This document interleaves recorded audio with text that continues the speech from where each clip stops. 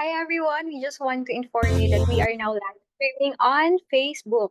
And kindly settle down, we're about to start in a few.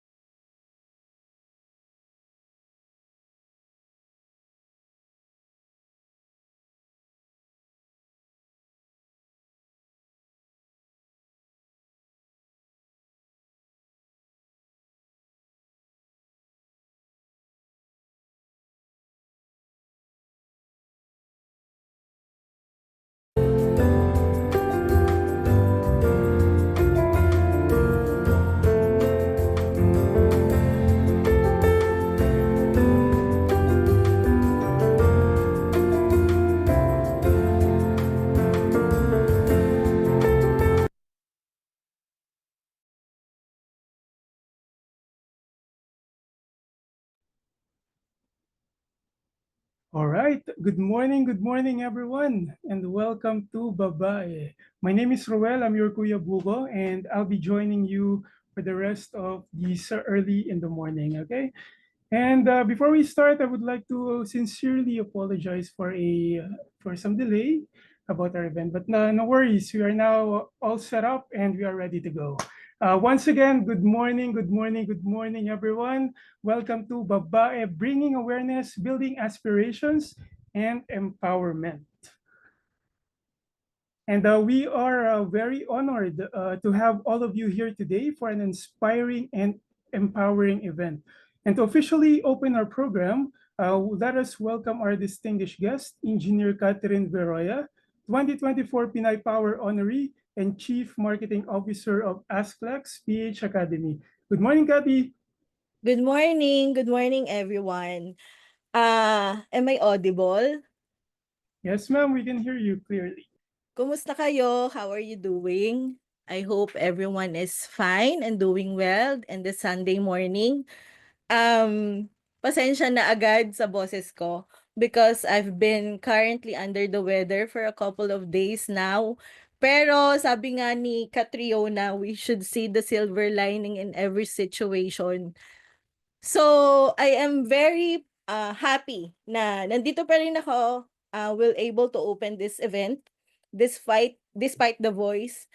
Very timely din 'no, na reminder for us, na sometimes we should slow down, take a rest, pause and take a rest.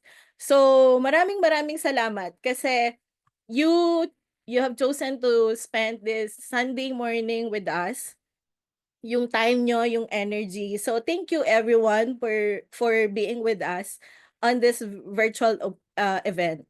So today, we gather to celebrate the power of woman, to inspire, to learn and to grow together. So maraming salamat po especially to our speakers na nagpa-unlock sa ating invitation na makasama natin sila ngayong araw. So alam ko this event will spark new ideas, will build confidence, and will remind each of us that we are capable of achieving great things. Sabi nga nila, babae ka, hindi babae lang. So I am very honored to welcome you to Babae, bringing awareness, building aspirations, and empowerment.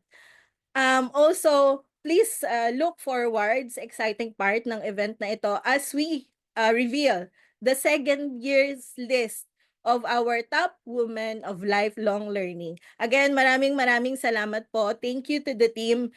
Enjoy the rest of Babae. Thank you so much, everyone. God bless. Very short and sweet. Thank you so much, Kathy, for gracing our program this morning. All right, so as we proceed, just to give you a little background, we started this event last year. You know what? It's just a simple.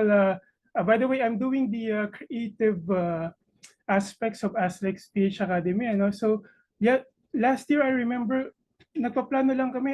what are we gonna post during Women's Month? But then here we are today. We are now celebrating the second year of this momentous event, celebrating every woman and giving you guys recognition. But of course, lahat ng kalalakihan ay welcome na welcome rin naman. All right, so and as we proceed to deliver the first keynote speech, let me introduce to you first our speaker. It is an honor to introduce our first keynote speaker of the day. We welcome a passionate advocate for green jobs and sustainability, Ms. Lara Jean Salaysay. With a rich background in education for sustainable development, she has played key roles in various climate action initiatives. Let us give a warm welcome to Ms. Lara Jean Salaysay. Ms. Lara, good morning. Hi, good morning. Ayan, bigyan natin siya ng isang masigabong welcome sa ating chat box. Good morning once again, isang magandang babae po kayo ngayong umaga, Ms. Lara. Thank you.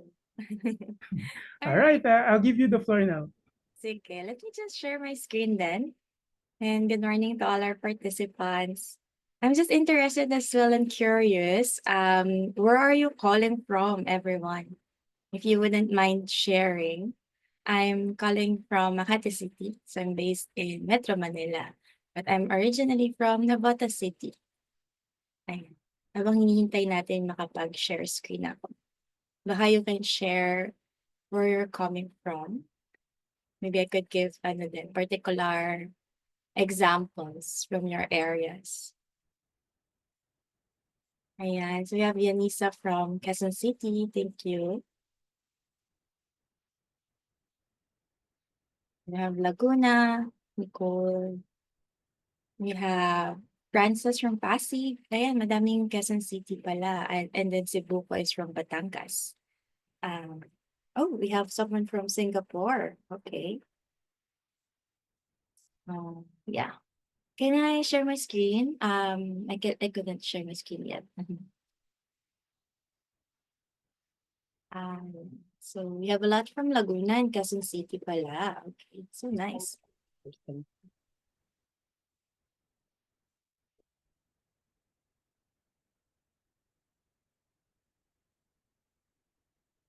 Okay, yeah, there. Good. Share my screen now. So thank you so much for those who replied and provided their answers. I'll just share my screen and we can start. Ayan. Okay. So everyone can see my screen? All right, so just if you have any questions, feel free to let me know. Just put it in the chat, and then I take later my Q&A then, so we can address it later on, or you can just put it in the chat para we can note it later. All right, so again, I'm Lara. So I'm the co-founder of Green Economy Ready. We're pioneering climate-aware career guidance for green jobs, and my topic for today is called Empowered Women Driving Change for a Sustainable Future. So in this topic, I'll be discussing more about green jobs. And we'll be providing some examples of women in green jobs. So, ayan. Can I know first, siguro, let's do a reaction na lang siguro. Can you give me a heart reaction if you have heard the term green jobs before? So give me a heart reaction if you have heard the term green jobs before. Right. Okay. So there are two people who have heard of green jobs. All right. So that's very curious and I'm excited to share with you what is green jobs. But first, I want to share my Jeja era. So this is me when I was in high school. I turned 30 a few months ago. And in high school, we were asked a question that would decide our lives, or seemingly at that time, it's like a make or break question that could decide our future forever. And that question is, what do you want to be when you grow up? Because we're about to decide whether we want to pursue higher education, whether we go technical vocational, whether we go immediately to work, maybe start a business. And I would like to invite you to go back to that time. So just reimagine, go back to your memory of that time when you were asked, what do you want to be when you grow up? And for me, at that time when I was in high school, I like to consult other people, so they gave me different answers. So first, of course, since I was in school, my guidance counselor referred me to the results of my career assessment. At that time, we have the NCAI, National Career Assessment Examination in the Philippines. And she also asked me which subjects am I best at. So that was the basis. So if you want a career, look at your career exam.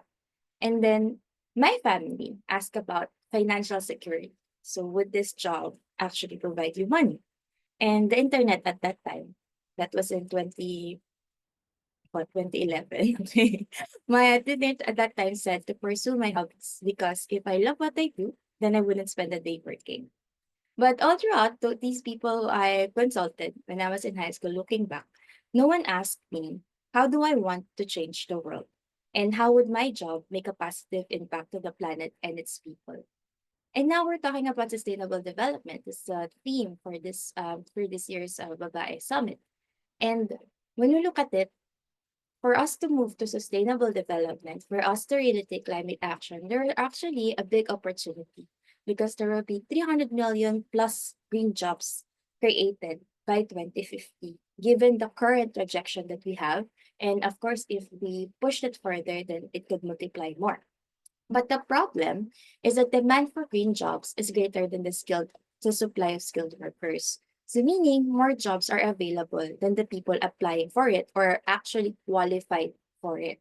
So I know there's a big unemployment rate as well, but the key term as well is skilled worker. So are they compatible to the jobs that are available? And with this, when we do this with this problem, without the people, there will be a decrease in the growth of the green economy. And with that, we won't be able to achieve Paris Agreement and we'll be able to make considerate climate action, especially with the crisis that we currently have. And at the forefront, we really think that we need human innovation and wisdom to drive climate action.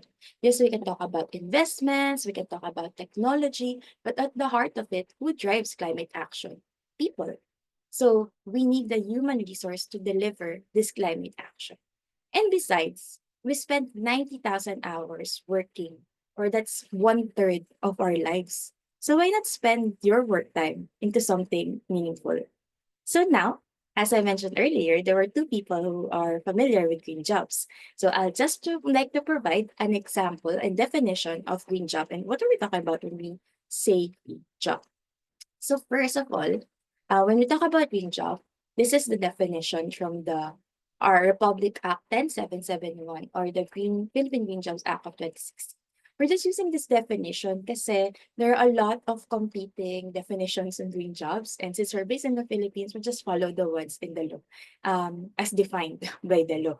So the law defines green job as an employment that contributes to preserving or restoring the quality of the environment. So any job that would help conserve or protect the environment is already considered as a green job, be it in the agriculture, industry, or services sector. So meaning any job can be a green job.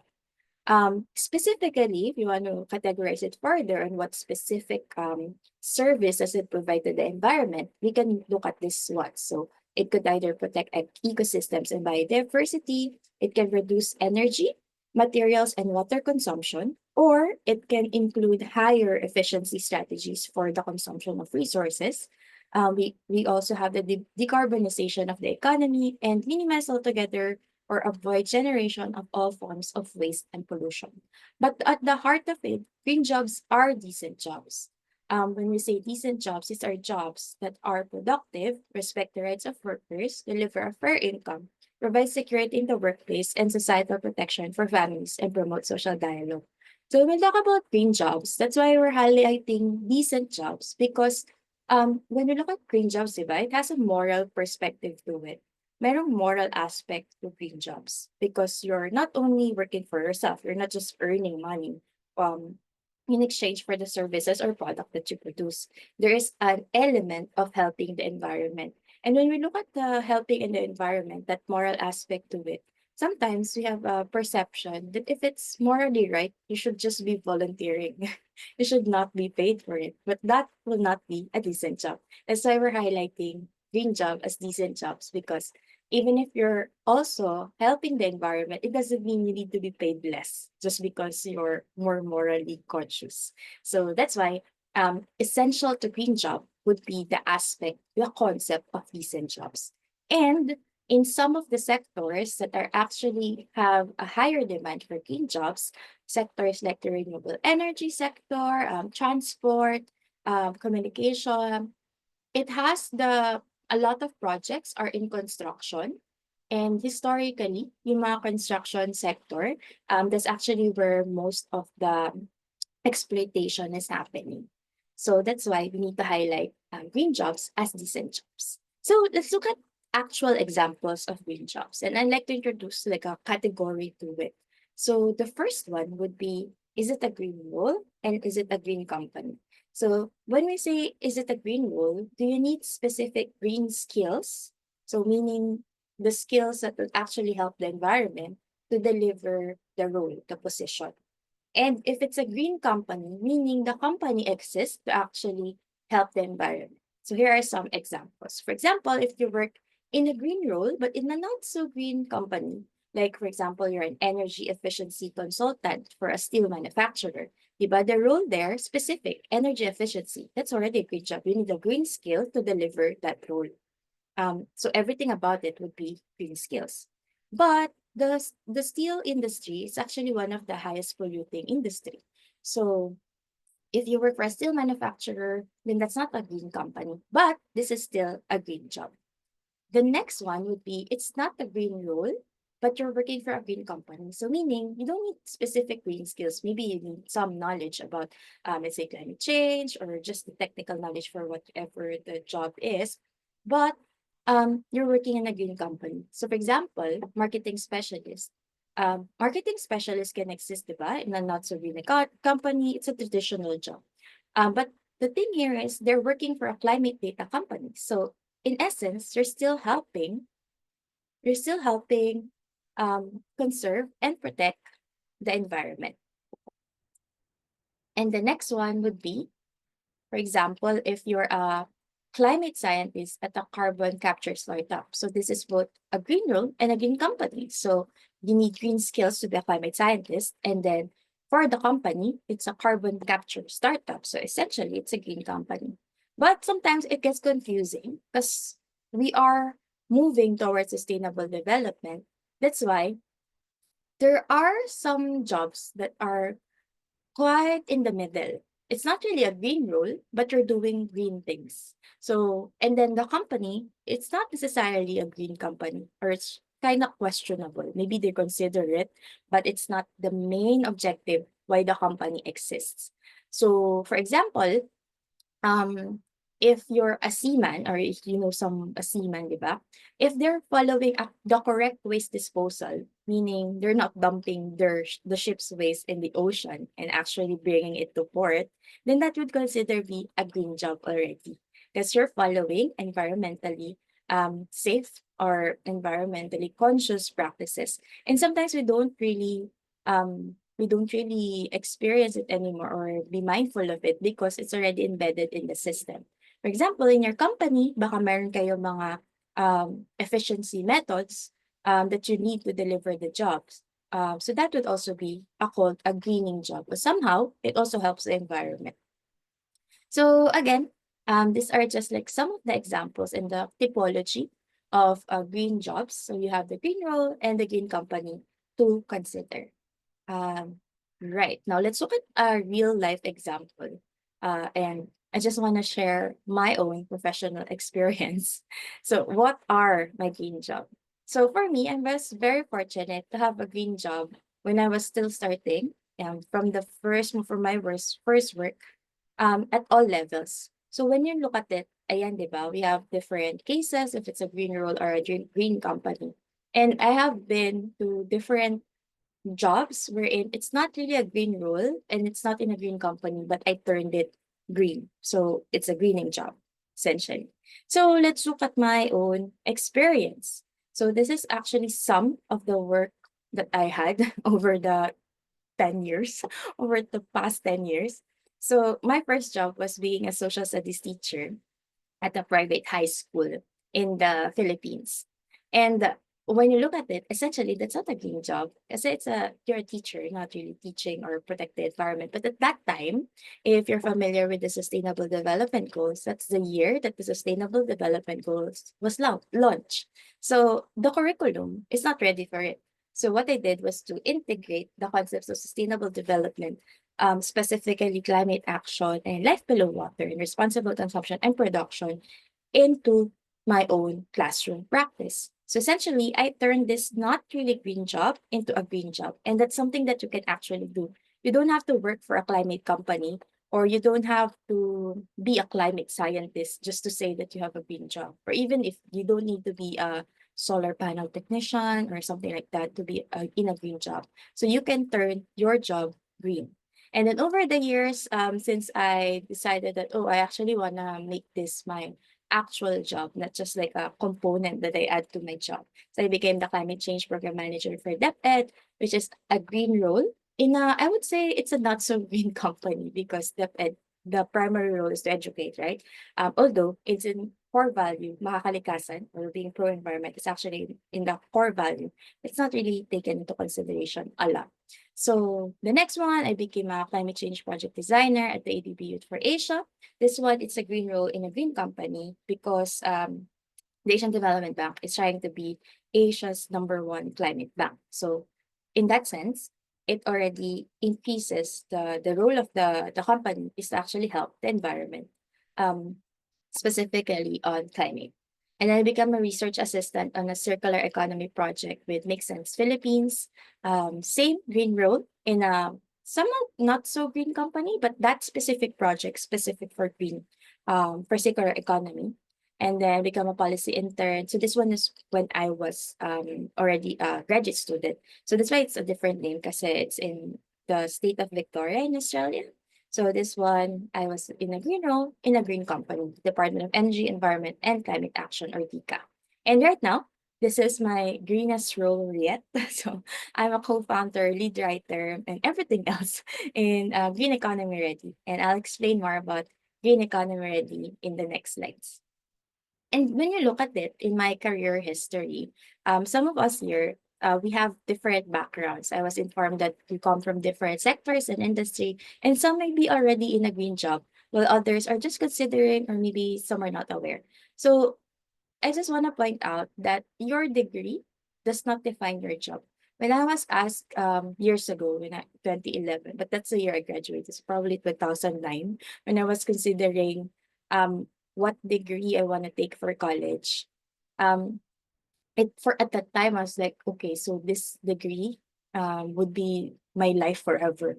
But when I look at it, your degree does not define your job. Yes, I started as a teacher, di ba? I had a background in teaching. My undergraduate was actually a bachelor in secondary education, major in social sciences at the Philippine Normal University.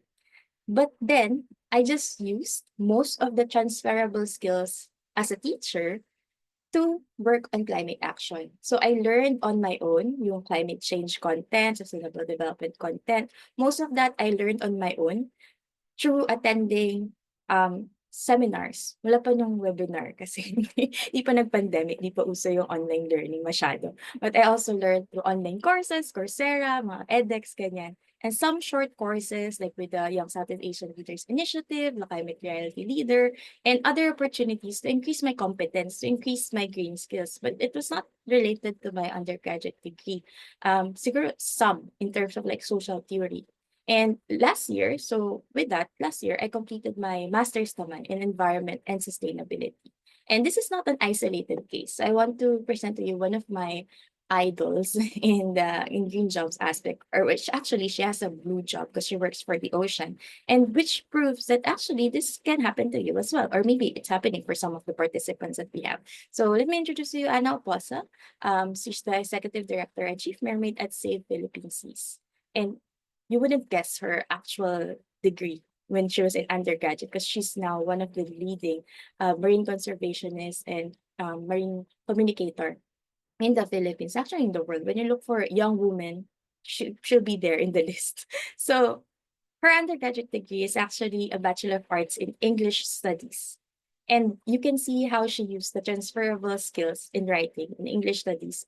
In when you look at the page of Save Philippines of all their outputs, they lead campaigns, and we look at their materials. It's one of the best in communicating scientific information to non-technical people. So give it a follow on Instagram. It's very useful. And she has already capacitated a lot of young leaders of Build a Treasure Shark Sanctuary even before completing her Master of Science in Conservation Science. So your first degree does not define your job. It's okay. You can just explore. So looking back at that question, what do you want to be when you grow up? So we had as the career counselor, the family, or having financial security, and then just taking up your hobby. But there are things to consider for women because there are barriers for women. Maybe there is a bias on jobs that are just for women. At some point, I was in PNU actually. I studied in PNU, Philippine Normal University. Not because I want to be a teacher, but because I want to be a psychologist. Because at that time, if you're still familiar with Criminal Minds, ewan ko, ano na ba ang ano nun, counterpart nun. But Criminal Minds, they do like forensic psychology, or criminal psychology, something like that. Um, so I wanna work in a jail, parang gano'n. I wanna work with criminals essentially when I was in high school. But then the job opportunity that was mentioned to me by my career counselor was in psychology. Why didn't she ask me to be a policewoman, 'di ba? So it could be something about the gender because I was female and that was way back then. 'Di pa gano'n ka included yung women conversation in that case. And even when we are already in the job, there are still some biases and discrimination in the workplace. So it could be on hiring, um, um, lack of respect for women in terms of the acknowledgement or the contribution, potential sexual harassment, or even just the little things like being mansplained, something that you're actually a specialist for. And that's why, for this case, in this kind of problem, we are proposing a solution at Green Economy Ready. So, what is Green Economy Ready? Let me just talk to it about it briefly. So, we're pioneering climate-aware career guidance, meaning we want to increase awareness on green jobs. And career guidance can be from anywhere. So, it could be from your family, actually, your parents. There's a big influence of our parents in our careers. It can be from the media, but we'll be starting with schools. So right now, our first project is to develop a toolkit to support career advocates in integrating green jobs in the career guidance for grade 10 to 12 students. And we'll be featuring then genders. We'll be making sure that it's gender inclusive by featuring women excelling in usually male-dominated fields and vice versa. We'll also be conducting a user testing next month. So if you're interested in that, or I'm not sure if there are senior high school students dito, but if you want to join, or maybe you have friends or mga kapatid ninyo that you want to join, you can email us unicornready@gmail.com or email me or message me privately here so I can give you more information about it. I will be conducting the user testing and hopefully scaling this at the national level. Already working with Department of Education, we're in the talks with the Department of Labor and Employment, as well as other agencies. So yeah, so we would like to encourage more young people, specifically to pursue green jobs because it's equally rewarding. Um, and it could align to their intent to help the environment and work on climate action. And when we look at it, I would like to just provide examples of women in green jobs. So these women, they probably, one way or another, received some form of climate aware career guidance, either through their networks, structurally, or maybe they pursued it on themselves actively and throughout their entire career. So this one, I'll be talking about some of the women in green jobs that have made a lot of impact for our Work Like a Girl segment. So the first one would be Cristiana Figueres. So she was a former executive secretary of the UNFCCC, and she led the Paris Agreement, the development of the launch of the Paris Agreement, signing the Paris Agreement. It was a really hard process because 2015, 10 years ago, climate wasn't that much of an issue that they're trying to, like right now that we're all talking about climate. So she's also a global leader in climate diplomacy. If you want to know more about her, she actually has a book called Future We Choose, or you can listen to her podcast, Outrage and Optimism. So this one, the green rule, of course, it's a green rule because it's a executive secretary, but then there could be other executive secretaries, right? So in other companies. But the UNFCCC, of course, it's a green company. Oops. And then the next one is Kate Brand. So she's the Chief Sustainability Officer currently at Google, but she was also the USA's first federal Chief Sustainability Officer in 2014, um, appointed by Obama. And with her work as the federal Chief Sustainability Officer, she had included greening 360,000 buildings, federal buildings, 650,000 vehicles, and 445 billion US dollars in annual purchases of products and services that would enable sustainability in the US. So that was at that time Kate Brandt. But right now she's a CSO for Google. Right. And then the next one, if you want to learn more about the intersection between gender and climate, you can follow Annika Deegan. So she's also a podcast host. You can just search gender and climate. So, and she's a sustainability specialist. So she just created that role coming from her education, her second master's.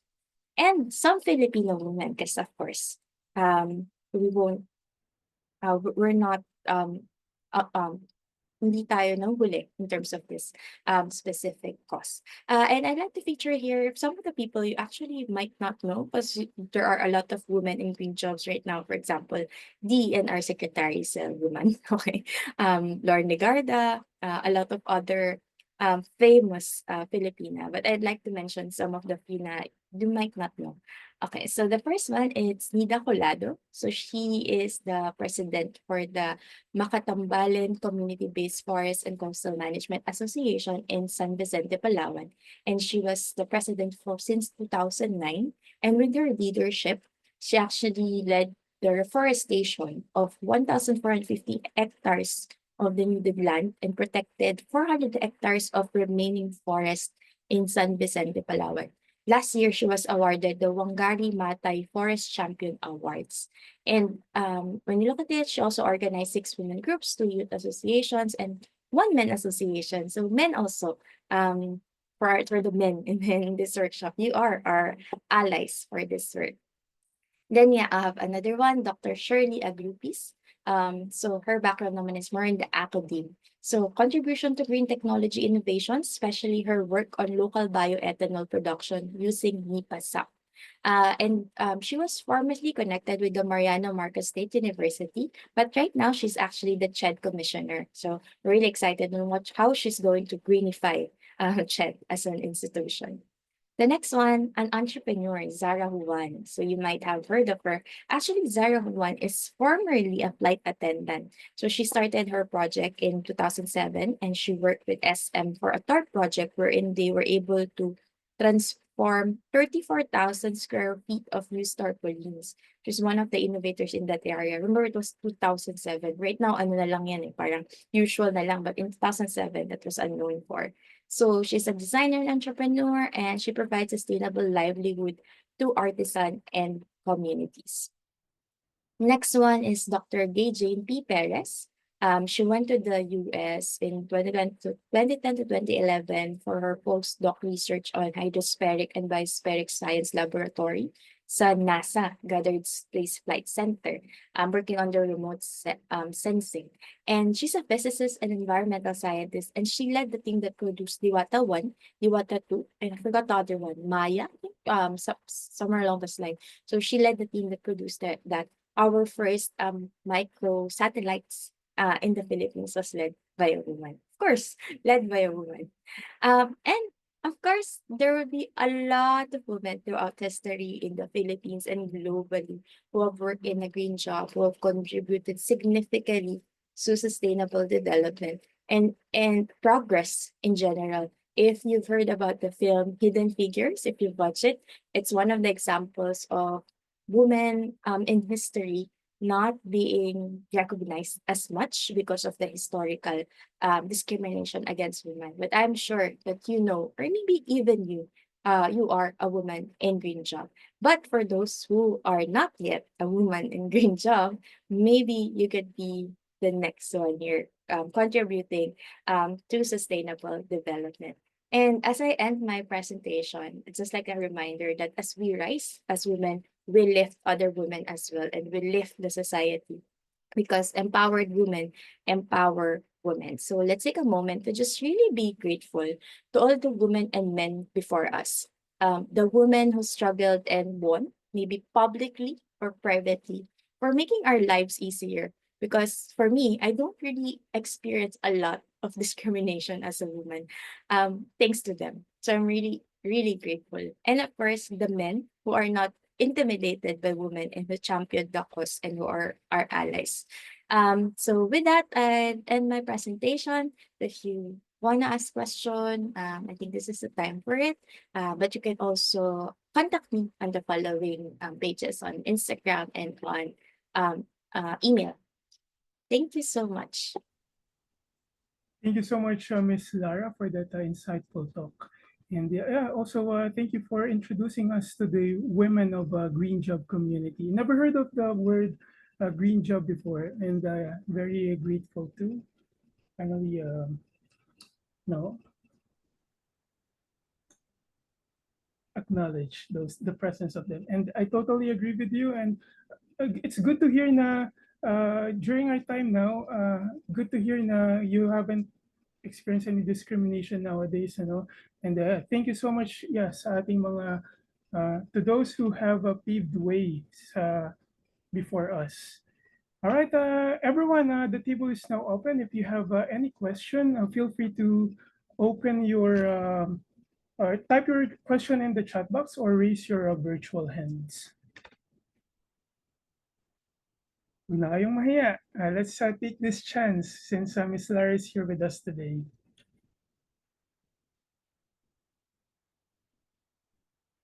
Nagwa-warm up pa ata ang ating mga students, ano? Go ahead, guys. Raise your hands or type in your questions sa ating chat box. Okay po. If they don't have question yet, siguro let's give them time to think. I'd like to ask you, do you think your job is green? Napaisip ako dun bigla. I'll say yes. Right now, I am working from home and I'm doing mostly virtual support and creative marketing. So I'm just using my computer. Yeah. But come to think of it, yeah, I'm actually not turning off my PC after I use it. So to help probably to make it green, I'm not wasting anything naman physically, but yeah, the energy is also a source of uh, green things. So probably I'll think about it to save at least, no, the Yeah. energy and consumption. Yeah. And even Asplex, since you're working with Asplex, diba? Yes. I think you'll be working on some environmental projects as well. So since you'll be working on that, that makes your job green as well, since you're still promoting the environment through your job. All right, one question arrived here on our chat box. Miss Lara, would you consider green job to be one of the next big thing in the career space? Yes, definitely, because based on a recent study by the Department of Labor and Employment, so they conducted a survey to this one to young people, just for young people. Actually, one third of the, or sorry, 75% of the people who were surveyed would actually consider the environment when pursuing a career. So when we look at it, there's also an increasing environmental awareness. So a lot of people are actually looking at their the environment for their career, and also in terms of being mindful about your job, diba? We are a lot of trends are right now yung slow living and just being mindful in general. So I could see that some people might have that reawakening of connecting their actual values to their jobs. All right, thank you once again, Miss Lara. Right, if we don't have any further question, let me just share my screen.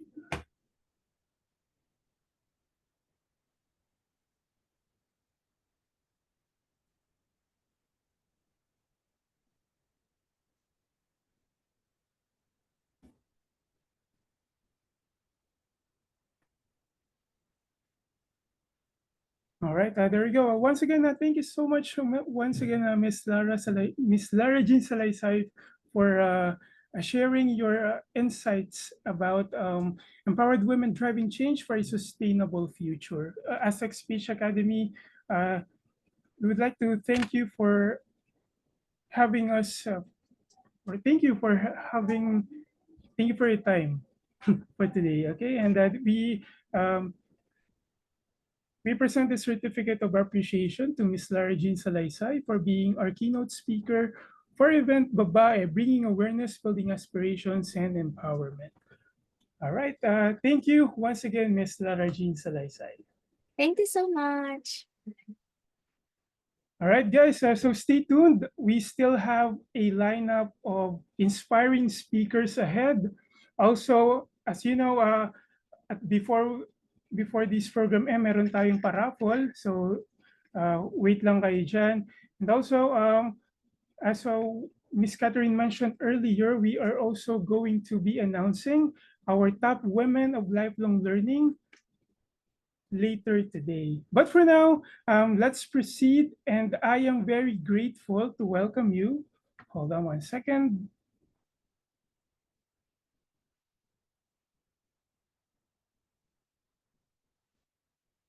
Next, to deliver her speech, I'm very grateful to have here today. We are honored and to have here today are inspiring and sorry for that. All right, there we go. I found it now. Okay, next to deliver her speech, a globally recognized entrepreneur and motivational speaker, Ms. Rebecca Bustamante. She has inspired thousands with her incredible Made to Made story. She is the CEO of Asia CEO Events and has graced numerous international platforms. On our chat box, let's give her a warm welcome, Ms. Rebecca Bustamante. Hello po, Ms. Rebecca. Good morning. Good morning, everyone. Good morning, mga kababayan. Good morning, mga kababaihan, or everybody who's listening, watching around the world. And thank you for inviting me. Good morning, ma'am. Actually, this is my probably third time being in your audience. So I'm telling you, I was really inspired by your story. So maraming salamat and isang magandang babae po kayo ngayong umaga. I'll give you the floor na po. Thank you, thank you. And of course, maraming salamat sa pag-invite nyo sa akin all the time, na hindi kayo nagsasawa, na i-share ko sa inyo ang aking story to inspire not only mga kababaihan but sa ating lahat. At napakaganda na sabihin ko sa inyo na actually the gender gap right now around the world, actually, listen mga kababaihan, that 79.1% are Filipinas. Anong ibig sabihin? Talagang recognize na ang mga Pilipinang kababaihan sa buong mundo. Bakit? Kasi ang dami na nating mga CEOs ngayon. Pag pumunta kayo sa yung mga BPOs, call centers na sinasabi nila, ang dami nang nagsimula na parang agent lang, call center agent. But after how many years, mga CEO na sila. And then ilang mga taong kanilang mga employees, you're looking at 5,000, 10,000, 25,000. Pilipina ang nagraran ng malalaking multinational organization dito sa Pilipinas. And the good news mga kababayan, mga kababaihan, hindi lang dito sa Pilipinas ang mga nagraran ng mga Filipina. Also, they are shipped around the world na to run a big organizations. And these are talagang proud Pilipina. So ano ang sikreto doon? Hindi edukasyon, hindi yung doktor ka dapat, masteral ka dapat. But of course, all those are part. Education is the key. But ibig sabihin, kahit saan ka magsimula, basta't magtrabaho tayo, gagawin natin anong dapat, talagang magiging successful tayo. And I'm so happy, for example, yesterday when I was invited speaking with 15,000, like 1,500 mga Pilipinas sa Avon. And I'm so proud to tell you na ang dami sa kanila who are very, very successful because they're doing the work that need to be done. Like whatever gender we're in. Katulad ko noon, nung umalis ako dito sa Pilipinas, kahit na wala akong pinag-aralan, Pilipina ako, but I never imagined na naging CEO ako na ngayon ng aking kumpanya. How that happened? Di ba nakakapagtaka? Mahirap? Na talagang below poverty ang buhay namin? How that happened? So mga kababayan, mga kababaihan, or any of you kahit saan kayo manggagaling, ang pinakamahalaga kung saan kayo papunta. So ano ang pinaka-key na kailangan natin? Number one, yung minention nga kanina ni Lara, yung goals ninyo. Where do you want to go? Kasi ang buhay, parang driver tayo. Pag driver ka, pag umalis ka, meron kang alam kung saan ka pupunta. Is it if I'm Tagaytay, I want to go to Makati, alam ko kung ano ang road ko. Ganon din ang buhay. Simple lang ang buhay. Lalo na kayo ngayon, nag-uumpisa kayo ng inyong mga career. Number one is where you want to go. Write it down. Isulat nyo siya. Kasi pag sinulat nyo, meron na kayong yung papuntahan. Next, papaano nyo mararating yon? Ano yung direction nyo? Ano yung mga steps? Kasi lahat ng buhay, meron tayong first step, second step, third step, fourth step. Ganun lang pala. Like me before. Kasi when I was a kid, talagang nagpakatulong talaga ako. Like I've been working with different people when I was in elementary. Talaga nagpapakatulong ako, nagtitinda ako ng mga pandesal para lang makabili ako ng 1 kilong bigas na pagkain namin magkakapatid kasi labing isa kami. Tatay namin walang trabaho. Nanay namin nagtitinda lang ng isda. So ganun ang buhay ko. Until high school, ganun pa rin. But the beautiful thing is, talagang nandun na sa mind ko na gusto ko makapag-aral. That's why I went to Maribeles Bataan to work in the factory para makapag-aral ako sa gabi as an accountant sa PUP. So talagang yun ang direction na gusto ko. So how about you? Meron, I know that you're taking a lot of courses, you're doing a lot of training, which is very good. So, but at the same time, kailangan natin gawin din yung mga trabaho natin. Mag-umpisa tayo sa small job, and then doing that every day, tapos hanggat by the end of the year, tumataas ng tumataas. So, ibig sabihin, if we did good today, what can we do better tomorrow? So, I always compete with myself. So, on my first year siya, working in the factory talaga, nakafocus ako in savings, talagang bibili ako ng mga gamit namin sa bahay namin, yung mga gamit ng mga kapatid ko. Yun ang ginawa ko noon. But yet, sa buhay din, marami tayong challenges. 'Di ba yung brain natin, laging daming mga negative information. So, after 1 year pa lang ako nagtatrabaho sa factory, ang pinakaunang nangyari na turning point sa buhay ko, nung na-diagnose yung nanay namin with lung cancer. And the doctor given her 3 months to live. So, napakahirap kasi wala kaming pera, wala kaming pambayad sa doktor. And at the same time also, alam mo na, may maliliit pa siyang mga anak. Third year high school, second year high school, 9 years old, 6 years old. So, paano yung mga anak niya kung mamamatay siya? Sino mag-aalaga sa kanila? Especially, our father was not responsible father kasi lasinggo siya nung babaero, sugarol. So, yun lang ang talagang naalala ko about our father. So, after fighting the life of our mother, syempre, talagang after 3 months, talagang hirap na siya na talagang pinaglalaban niya ang buhay niya. Until I said to her, I told her, Ma'am, gagawin kong lahat para at least ibibigay ko ang kagustuhan mo sa aking mga kapatid. Then she passed away. When she passed away, ito na ngayon ang solusyon. Kaya kung meron tayong problema, ano ang solusyon? Like imagine me, I'm a woman, high school graduate, no education, but I'm looking for a solution to really help my siblings. So, nagpakatulong I quit my job in the factory and I went back in my hometown and worked as a janitor in the bank. Kasi nga, pag nandun ako janitor sa bank, maalagaan ko mga kapatid ko. Without knowing na uso pala noon ang microfinancing, so yung lupa namin nakasanla ng 20,000 peso, it went to 100,000 peso. But I was making 800 peso a month. Imagine guys, 100,000 peso na utang, 800 peso ang kita ko a month, paano mo mababayaran yung utang?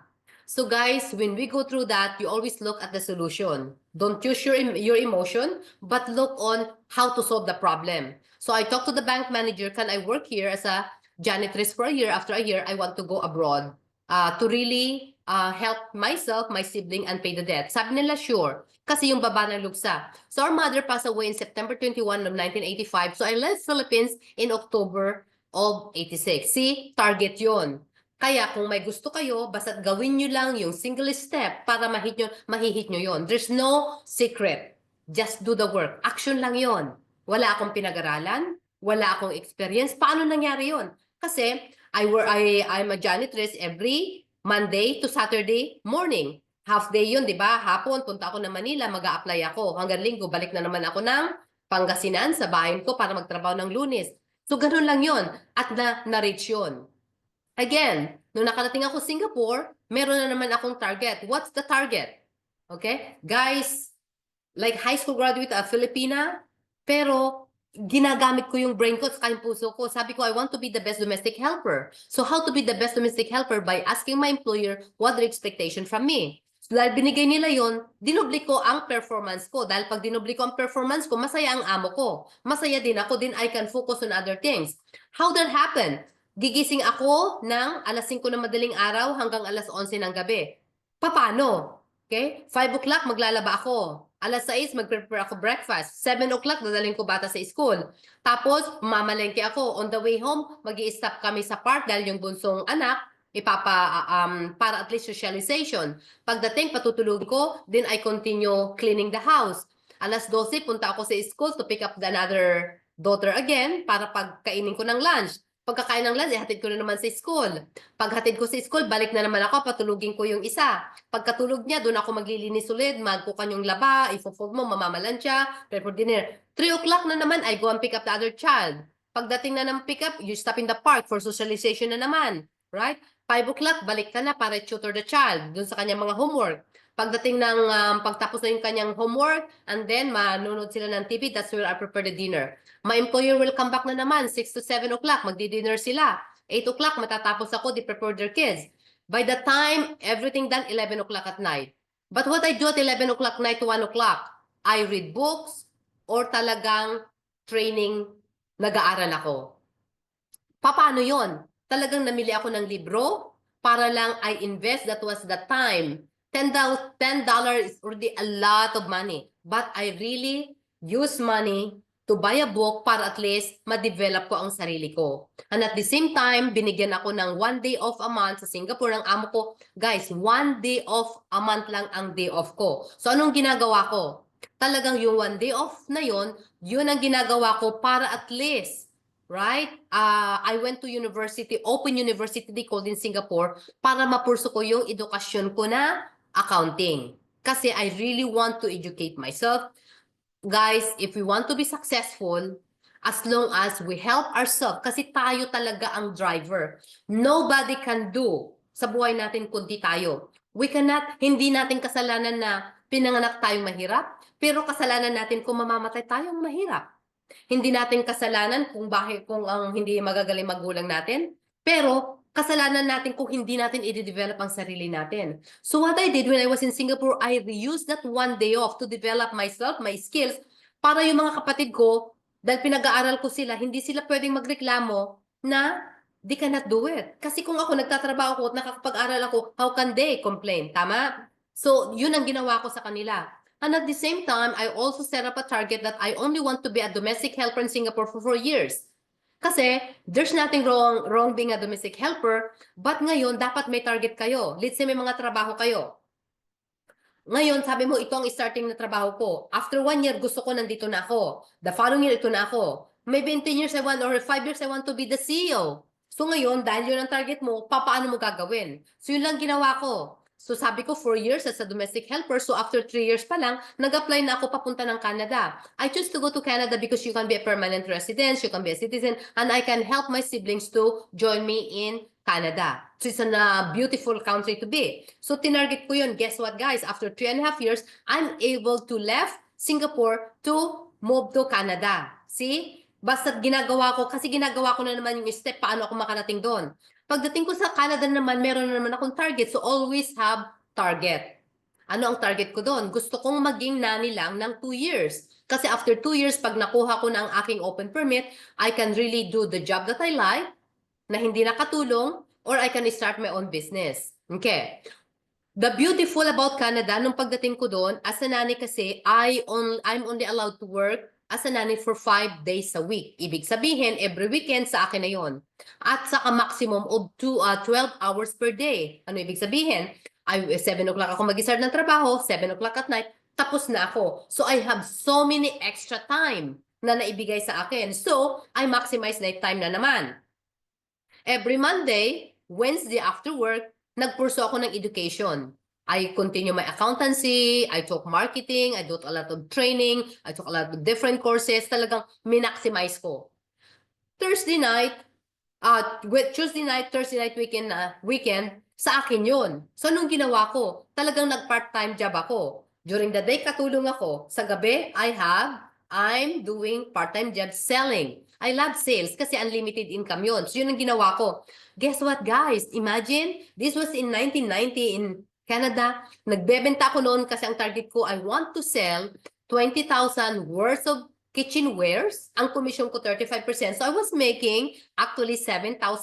Part-time lang yun, ha? $7,000 a month. And this was in 1990. So, it was so beautiful. Kaya doon ko talaga natulungan yung mga kapatid ko, tatay ko, mga kuya ko, sarili ko. So, talaga na yun ang pagbabago. And of course, after 2 years, nung nakuha ko na open permit ko, talaga nag-resign na ako as a nanny.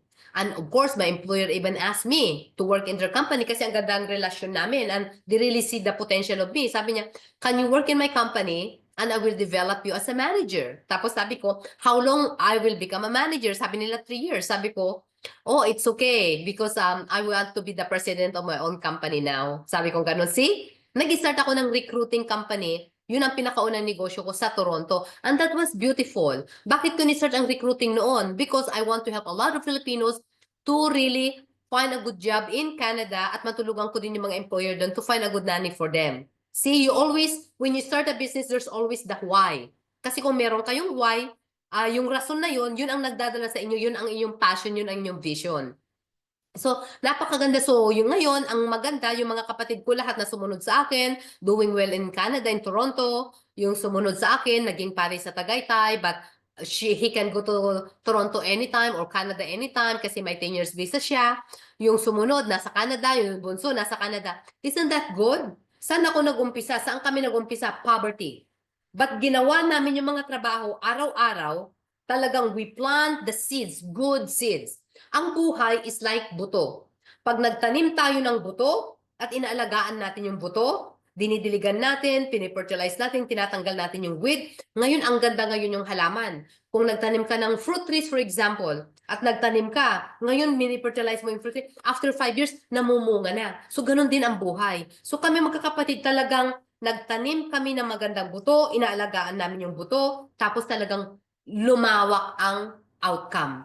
So, you can do the same thing. There's no secret in success.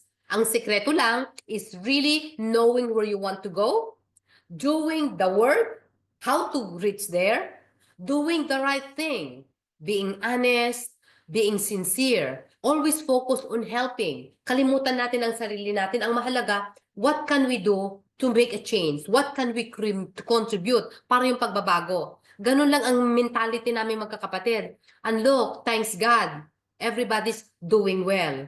Then, nung nandun na sila sa Canada ngayon, and I'm so happy, I left Philippines when I was 19. Paano nyo itong age nyo na itong mga kababaihan? I left when I was 19.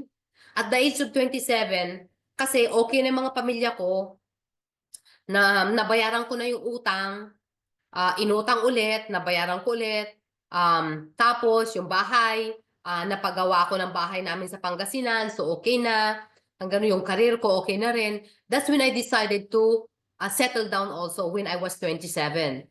Tayo mga babae, okay, tayo pa rin ang in charge sa ating relationship. So talagang because of the experience of our mother, I also decided to find the man that I want to marry. Nagbasa din ako ng libro. Men or women, you can read this book called 101 Ways Women Knows About Men. Binasa ko talaga yon. Kung nabasa ko yon, sabi ko, now I know how to find the man that I want to marry. So my expectation nandun lahat. Kaya ni-refer yung asawa ko ngayon. When that friend of mine ni-referred niya si Richard, kinualify ko din si Richard. I really qualify. Sinorbe ko siya, tama ba? Everything, no, na-qualify ko na pasado siya, ako rin mismo ang tumawag sa kanya. Ako rin mismo ang nakipag-date sa kanya. Ako rin nagbabayad ng first date namin. First date, second date. Ako rin, tag-invest talaga ako. Because I know na may potential itong lalaking ito pagdating ng araw will have a good family. See, I'm a woman. I did not wait for a man to approach me. But I decided to look for the man that I want to be a partner forever.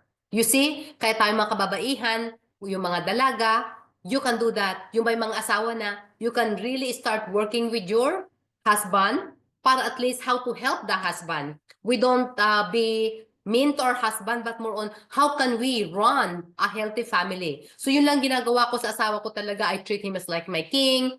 Siya ang king ng aming mga anak, mga ganun. I'm always, I put myself behind whatever we do because I respect my husband. Yun lang ang sikreto ko being a happy married. Now, paano nangyari yon, di ba? Sabi niyo ganun, paano nangyari yun na ganun lang ba katulong tapos naging ganun na? Of course, number one is education is the key talaga. Yung ginagawa nyo, yung ginagawa ng business nila Felix, yung Lexmark na yun, ang ganda yan. Education is really helping us Filipinos or not only us Filipinos but around the world because imagine kung lahat tayo talaga ina-upgrade ang sarili natin, tinutulungan natin ang sarili natin, Philippines will become first world. Kasi before, we are known as a third world, right? Kahit natignan nyo ang Webster Dictionary 1986, anong meaning ng Filipina? Domestic helper. But you guys are changing it because of the education you're doing. Ang ganda ngayon kasi ang education, you can just go online. Ang daming mga YouTube, ang daming mga podcast. Hindi katulad ng kapanahonan namin, you have to really go to the library, you really invest on books. Tapos wala kaming mga CD noon. Ang meron lang kami noon is yung mga Walkman. So, ang ginagawa ko noon sa Walkman, I bought lots of CDs. Talagang habang naglilinis ako, naka-Walkman ako. Nagmamap ako, pero talagang nag-aaral ako. Right? Noon, pag nagbebenta ako, sinasabi ko sa inyo, pagdating ko ng bayan ng alas 11, magbabasa pa ako hanggang alauna ng gabi. So, I really believe in education because the more information you put here and then in your heart, the outcome will be amazing. Okay? So yun. So education is key. Number one is, you want to be also on the top position. That's why women CEOs, ang galing. Kasi kung nagtrabaho tayo sa umpisa as a nanny, katulong, okay lang. But look, talagang hindi ko rin pinangarap na maging but it's just happened because of my love on what I'm doing. So dapat, talagang meron tayong target na to go on the top position. Kasi when you're on the top position, that's how you can help a lot of people. Okay? And number three, syempre, yung attitude yung attitude natin. Dapat lagi tayong positive. Paggising natin sa umaga, ang daming negative dyan. Pero we have to control that. Erase nyo kaagad. Kung may mga kaibigan kayo na puro negative, I'm sorry to say, but slow down na. Slowly, you have to get away. Only hang around with successful people. Kasi you can learn from them. Ano yung mga sikreto nila, and then you copy them. Hindi mo naman yung sila more on use their secret at i-personalize mo sa sarili mo kasi kanya-kanya tayo ng galing, right? So, use your own self how to be the best of you. I want you to remember na pinanganak tayo sa mundong ito because we are all diamond. Ang ibig sabihin, God brought us here for a reason. So, talagang diamond tayo lahat pero unpolished diamond, raw diamond ang tawag sa ating lahat. Pero it's our responsibility how to polish that diamond. Ako, pinolosh ko si Rebecca Bustamante. Kaya ako naging ganito. Imagine, nung malit ako, they call me bakekang, pangit, baboy. Like, they call me a lot of names or kasi 25 na ako, wala akong boyfriend noon, old maid. But I don't care. What I care was where I'm going. Now, remember guys, yung mga taong nagtatawa na who really focus on those negative things, I'm sorry to say, where are they right now? Where I am? Because I focus only good thing in my heart, in my mind, at dire-diretso ako. Hindi ko tinitignan to, but tumutingnan ako kung saan ako patungo. So, ganun lang ang buhay. Kaya kung if you're going through challenges, whatever, it's okay. That makes you strong. Remember guys, kung wala kayong problema, may problema. Ibig sabihin, you will not go somewhere kasi wala kayong challenges. The bigger the challenges, the better it is. Okay? So, tandaan nyo yan. The bigger the challenges, mas maganda ang magiging outcome. Okay? Of course, number one also is a healthy. Dapat alagaan din natin ang sarili natin kasi hindi natin alagaan, paano tayo makakatulong? How can we live longer? Okay? Food is very important. Me, in 2005, I was 38 years old. I was diagnosed with brain tumor because I just focus in working. Hindi ako naniniwala noon ng proper eating food, yung lifestyle ko, kasi talagang nakafocus ako sa mga anak ko. Guess what? I was given 6 months to live. So I thought na talagang at the age of 38, yun na ang pinaka-last ko. But I surrendered my life to Him. Kasi Panginoon, sabi ko, you give me 38 years of life. I'm already happy. But if you can prolong my life, sabi ko, I can contribute more. So yun nga, dahil may kapatid akong pare, siya ang tumulong sa akin talaga. So, tinulungan niya ako paano about the mind, about the lifestyle, about the peace in mind, parang nakuha niya sa akin lang. So I followed him. Totoo nga pala yun. Look, after 6 months, I'm able to really continue my life. And look, ngayon, ang daming nangyayari, ang daming pagbabago, yung vision of First World Philippines through HSU Awards, ang ganda. And of course, like Felix won the Young Leader of the Year Award, ang daming yung napanalunan na, kasi nga yung pagbabago na yan. It's so nice to really recognize Filipinos to the whole world na tayong mga Pilipino ay magagaling, masisipag, matyatsyaga. And it's happening. That's why, guys, kung gusto nating umasinso ang Pilipinas, kailangan tulungan niyo muna ang inyong sarili. Kasi kung successful kayo, that's all it matter. Kung successful pamilya nyo, successful ang community, definitely Philippines will become first world country. Kung naranasan ko ang hirap at nakalampas ako, mas makakalampas kayo. Okay? So that's my message to you. Poverty is not the hindrance to be successful. It's all up to you where you want to go. If you want to be successful, yes, pwede. Kahit babae ka, lalaki ka, kahit sa mo gusto, ay kaya mong gawin. Okay? Maraming salamat at sana may na-pick up kayo ng malaking halimbawa na pwede niyong gamitin to really help yourself, your family, our community, the Philippines, and of course, sa ating lahat. Mabuhay at maraming salamat. And there you have it. Maraming salamat din po, Miss Rebecca. I told you guys, di ba? Very inspiring. Talagang pang MMK talaga yung life story ni Miss Rebecca. You know? All right. So if you have any question, guys, to Miss Rebecca, feel free to type in your questions sa ating chat box or raise your virtual hand. So while waiting for the question, ako may question ako, Ma'am Rebecca, personally. So ma'am, paano nyo kinaya? Paano nyo po kinaya lahat ng yun? And ano yung pinaghugutan nyo that time? What motivates you? Yeah. What motivates me talaga noon is yung mga kapatid ko. Dahil pinangako ko sa aming nanay na gagawin ko lahat para ibigay ko yung kagustuhan niya sa kanila. So sila talaga ang hugot ko.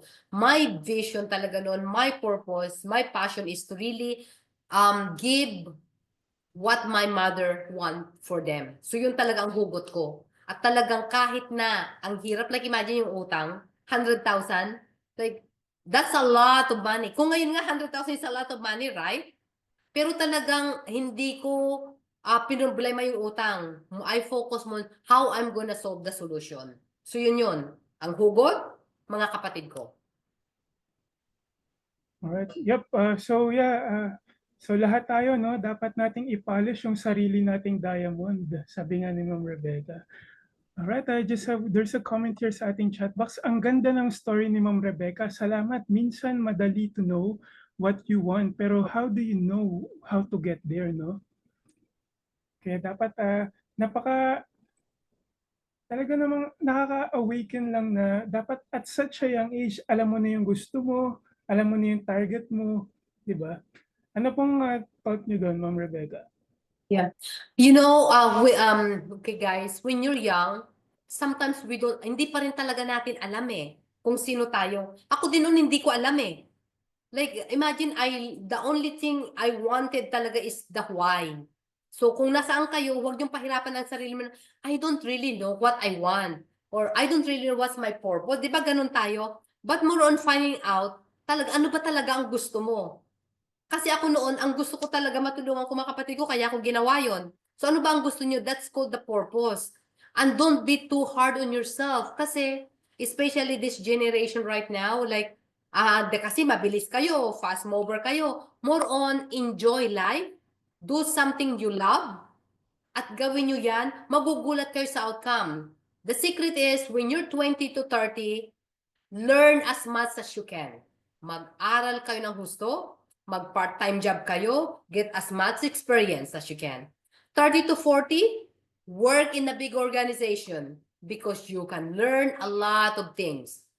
When you're 40, start your own business. Kasi when 40 to 50, when you run your own business, unlimited income yon. When you're 50 na, right? Hire someone who can take over. Either yung anak mo na, whatever, para 50 to 60, right? Para at least na-develop mo yun at the age of 60, you can go and enjoy life and retire. Ganun ang sikreto niyan. Totally agree with that. Ma'am, lastly, can you give us 3 skills to make someone successful in any chosen path? 3 skills, number 1 talaga education. The more education you put in your mind and heart, yun ang makakatulong sa'yo. Kasi the information you got. Kasi tayo, may brain tayo. Kaya dapat lagyan natin ng ang daming information dito. And then the second is action. Kasi kahit napakatalino natin, kung hindi naman natin ginagamit, walang mangyayari. Kahit na doctorate tayo, kung hindi aral tayo ng aral, hindi naman natin ginagawa ang trabaho, walang mangyayari. So talagang action. Okay? Pagsamahin mo ang education, action, magugulat ka sa outcome. Okay. The last one is, dapat yung target. Kasi kung may pinag-aralan ka, action ka ng action, paikot-ikot ka naman. So walang deadline kung saan mo patungo. You have to have a destination. Ibig sabihin, saan ka papunta? Dapat alam mo kung saan ka patungo. Para kung alam mo, hindi ka pa ikot-ikot. Alam mo, ikokontrol mo yung time management mo. Okay? So again, to repeat, kung anong sinabi ko, okay, matandaan nyo yan.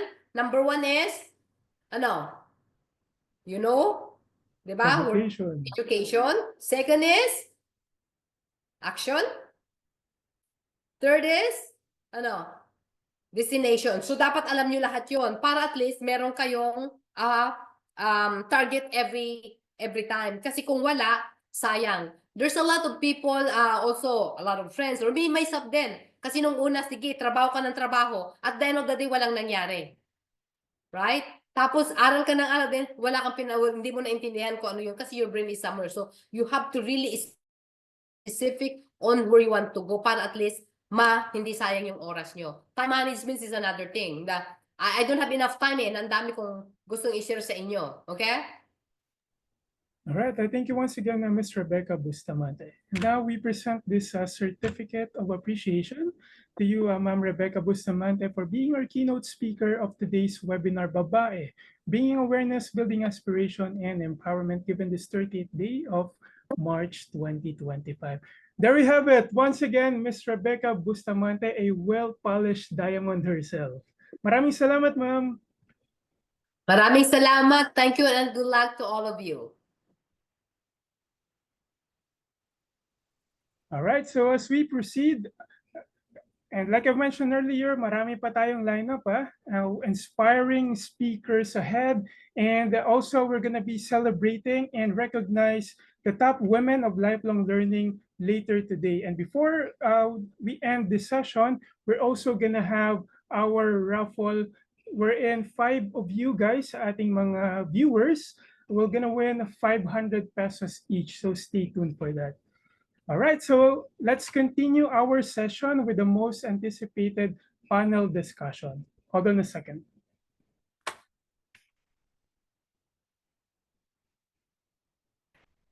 Talaga namang very inspiring ang ating kwento from Rebecca Bustamante. Talagang yung kanyang made-to-made story is truly inspiring. Kung nag-work pa ako sa TV network, talagang kukunin ko yung kwento ni Ma'am Rebecca. All right, so let's proceed to our panel discussion now. Let me just introduce to you our speakers today. Hold on. All right, there we go, guys. We are now in the second half of our program, and we now proceed to our highly anticipated panel discussion, Babae sa lahat ng sektor, a call for unity and collective action. And to lead the discussion, we have our sobrang Latinang moderator, Engineer Melanie Madrigal. Eli, good morning. Hi, good morning, Eli? Buko. Good morning, everyone. Good morning. Isang magandang babae kayong lahat ngayong umaga. Hi, good morning, everyone. All right, let me introduce to you our panelists for today. Our first panel is Ms. Yeltsin Advincula, a people-centric operations manager and talent acquisition specialist with over a decade of experience. Her expertise spans end-to-end operations management, talent acquisition, employee development, and training. She is passionate about continuous improvement, empowering teams, and supporting organizational success. Let's give her a warm welcome sa ating chat box. Magandang umaga po, Ma'am Yeltsin. Good morning. Good morning. Thank All you for right. having me here. Of course, very much welcome, ma'am. All right, next we have Miss Marilyn Ramos Velasco, the founder and CEO of Customized Training Solution. With extensive experience in sales, marketing, events management, and training production, she has worked with top corporations like the Ayala Group, Sony, Aboitiz Power, and Petronas. She is a leader committed to driving change and holistic transformation. Let's give her a warm welcome, Miss Marilyn Ramos Velasco. Good morning. Good morning, everyone. Good Thank you for the morning. introduction. Good morning, Miss Marilyn. Magandang babae po kayo ngayong umaga. Salamat. And lastly, we are grateful to have with us Miss Alwyn Joy Rosell. She has extensive experience in managing startup development programs and immersing herself in the vibrant startup ecosystem. Over the years, she has worn multiple hats from program head to mentor, which has given her comprehensive understanding of the challenges and opportunities that startup face, then applying this knowledge on how to develop programs and initiatives to better support startups. Miss Alvin Joy, magandang umaga po. Good morning. Miss Alvin, are you there po? Nako, mukhang delay pa ata si Ma'am Alvin ha. Miss Eli, can you confirm if Miss Alvin is on the board na? I think Ma'am Alwyn is not yet here. All right, no worries. We're gonna proceed later on. We're just gonna wait for her na lang to enter the room. Yeah. Like what I've mentioned, our topic to discuss today is about. Hold on. Here. Babae sa lahat ng sektor, a call for unity and collective action. Are any first thought among our panelists, Ms. Alay? I'll give you the floor now. All right, thank you so much, Buko. But before that, I just want to say thanks to our guest panelists, so Miss Yeltsin, Marilyn, and Ma'am Alwyn. Ayan. Can we just share the screen right now, Buko?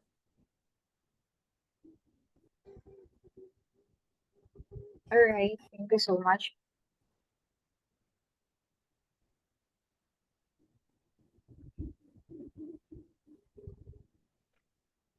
So, ayan.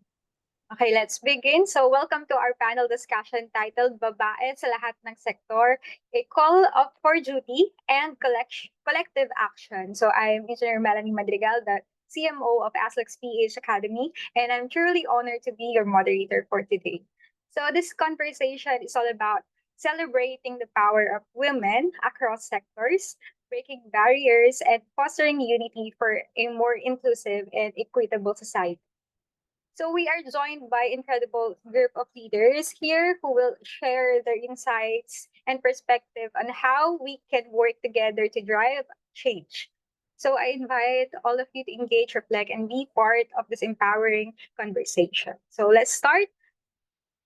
All right. So to get us started, I'd like to ask each of our guest panelists here, what does the team Babae sa lahat ng sektor mean to you personally?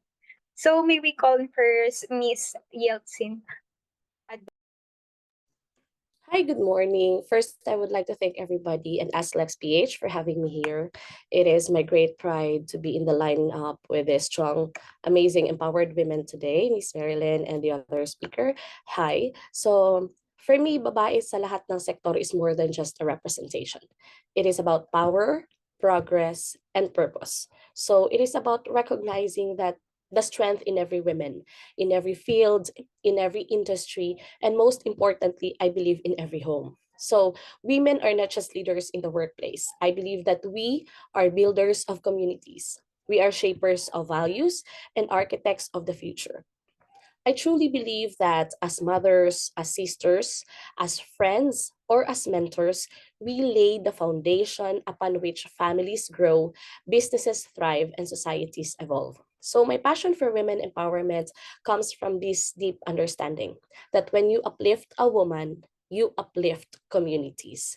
This is the very heart of my Mindanawana, an initiative that I led to create more opportunities for the women in Mindanao. So I am greatly happy and honored to be sharing to you today what I can share about the importance of empowering women of our society. So I also believe that empowerment is not just about access to jobs or education. It is about changing mindsets, believing that we as women are powerhouse ourselves, and then when powerhouses work together, we can create impacts that will change the world.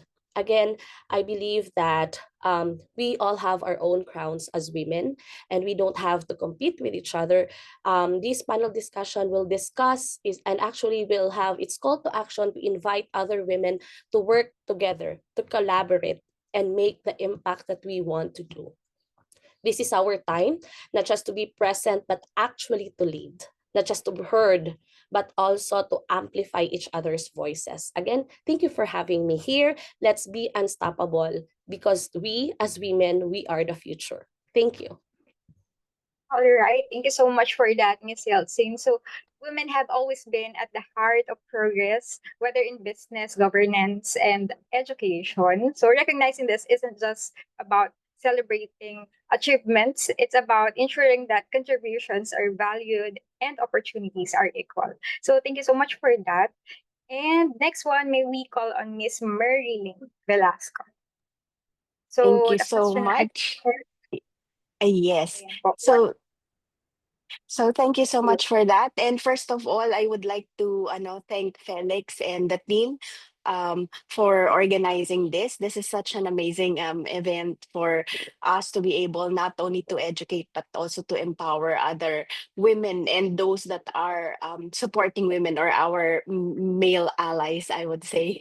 So Yeltsin has mentioned quite a lot already on this. So maybe just to add on, for me, babae ng lahat ng sector is a call to action. I just wanted to like highlight that part which Yeltsin also made mention earlier. And I believe that it's a recognition that women are not just passengers. Nasabi rin yan kanina ni ni Miss Bustamante, ni Miss Rebecca Bustamante na we have to keep in mind that we are drivers of our life, of changes across, whether it's in our life or across industries and the career that we do or business that we do, no. And I believe for me this panel or this event is actually speaks to the need of equal representation, opportunities, and empowerment in leadership, business, technology, education, and beyond. It reminds me that we must break barriers, challenge biases, and create pathways for the next generations of women leaders. Thank you. Right. Thank you so much for that. That's such a powerful point, Miss Marilyn. So the fight for gender equality must include really all women, regardless of background, profession, or status. So the true empowerment really means making sure no one is left behind. So thank you so much for that. So with that, uh, we'll be um, diving into the next question. This is the first one, fostering women's leadership across sectors. All right. So women remain underrepresented in leadership roles across many industries. So the question here is, how can we support and encourage more women to step into leadership positions, and how can organizations foster inclusive environments where women can thrive?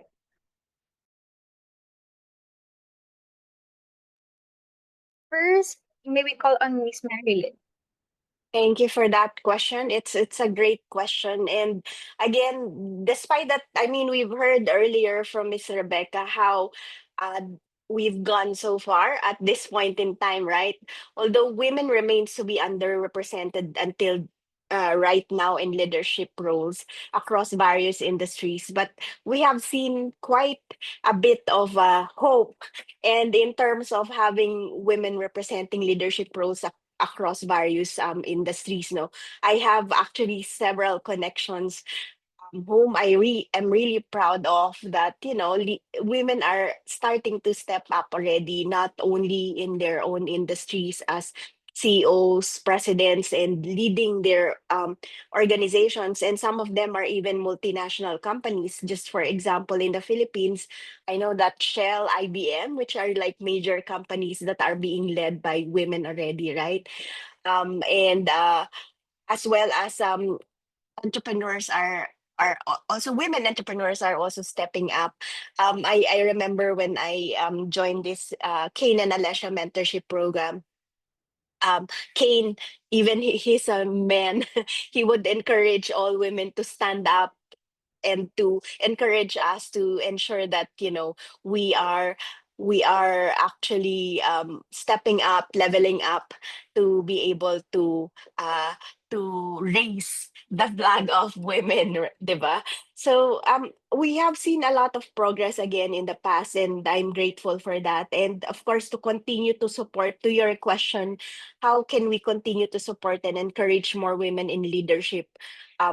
Organization must create more awareness and empowerment, and this event is actually a great way to start it as well. So syempre, we have to have like implementation of mentorship programs, because I'm in the space of events where I create a lot of impactful programs, and part of that is training, mentorship, and we can't highlight enough. I mean, that's the work of Asklex PH as well, to encourage lifelong learning, right? And even from what the tips that Miss Rebecca just mentioned earlier, education is a priority, right? So for me, the organizations can help by implementing mentorship programs, like connecting emerging female leaders with experienced mentors who can guide them in navigating the challenges that they may face. Also, of course, provide leadership training so that we can equip women with the confidence and skills to step up. Uh, Refine success as well, challenging outdated stereotyping about leadership and recognizing different leadership styles. Of course, we need to have ensure equal access to the opportunities, offering leadership roles, promotions, decision making position based on merits and not on gender. Culture as an inclusive culture within the organization, where women are not just included but valued, heard, and given a seat at the table. And as someone who actually connects industry experts and trains professionals, I believe that visibility really matters. So because when women see other women leading, they realize, it's also possible for me, right? So that's those are um some of the or things that organizations can do to foster inclusive environment, to also thrive, right? So thank you. I agree with that, Ma'am Mary Ling. So having visible female leaders and mentors is crucial. So when women see other women thriving in leadership, really it becomes easier to believe that they really belong there too. So thank you so much for that. Very inspiring, and I guess all of our audience right now is um, having their inspiration from that. So next one, maybe call on Miss Yeltsin for this question. Hi. Yes. So when it comes to this question, what strategies can be implemented to support and encourage more women to step into leadership positions? I would like to acknowledge what Miss Marilyn Velasco mentioned, that it's really important for women to have women mentors. I really believe that when women lift each other up, then we can make a community of women who can also inspire the young women, who would also be the next leaders of their generation. So I also would like to mention that it's important for people, not just women ourselves, but generally the world, to create more opportunities, learning opportunities for women, just like how AskLex PH is doing and the rest of other institutions that provide education. Miss Rebecca was very intentful in mentioning earlier how education has changed her lives, and it can also change yours. I am a lifelong learner myself. That's why Felix and I really have connected, because we both push for lifelong learning. And this is a reminder to all women that education should not stop, because it will really empower you as a person. Um, and second is, I also believe that women, to become leaders themselves, they have to be economically empowered. Sometimes, no, it's not sometimes, more often than not, more women are not that confident because they are not economically empowered themselves. That's what we do in Mindanaoana. We try to provide employment opportunities and business opportunities for the women of Mindanao, because when you are economically empowered yourself, you become more confident. Many mothers are not confident to take the lead because they feel less empowered, or they feel that they are secondary to men. So that's one thing that I want to change, to change the mindset of women that we can take the lead. So one thing to start with is that we have to educate ourselves, and if possible, we economically empower ourselves as well. Second, another thought is that we should also address workplace barriers. So this is a call to action for women in position in the workplace. Implement policies. Pursue policies that will protect women, not just about the safety, but also in providing equal opportunities for promotion. So you should also help other women in your workplace and mentor them into the leaders that you want them to become, or the leaders that they want to become themselves. Second is, I also want to mention and highlight what Miss Marilyn mentioned. It's not just about women helping women, but also creating allies from our male sector. So just like how AskLex PH, Felix has invited me to come here, he himself was what do you call this one, an advocate for women empowerment. So let me share this one story. I want to have this what do you call launching of my Mindanaoana a few years back, and I asked the help of the LGU because I want it to be collaborative, and I think working with LGU will make, I mean, the expansion, I mean, I can invite more people through the power of LGU. And I had this answer, why would I help you? I am a male leader. You should seek help from a female leader. And I answered him back, I truly respect and understand your thought, Mr.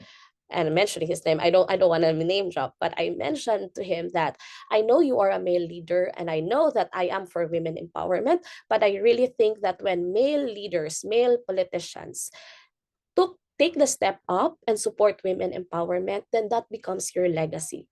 I mean, it becomes a stronger call for action, because it's not just women fighting for women rights, but for men to call for other men and for other females as well to respect who we are, what we are as women, and what we can do. Then I think that's really great. So again, thank you, Aslex PH, Felix, and the rest for giving this opportunity to speak and for standing up for the rights of women, especially this Women's Month. Thank you.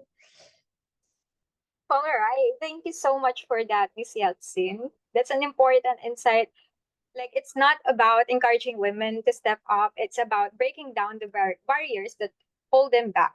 So, our organization need to actively create pathways for women to succeed. So, just like what Miss Yeltsin said earlier, that to change the mindset of women, that we may take the lead. So we can start by being a lifelong learner. It's like what Miss Yeltsin again said earlier, education should not stop. It will empower you as a woman or as a person. So thank you so much for that insights. So let's move on now to the next question about strengthening networks of support.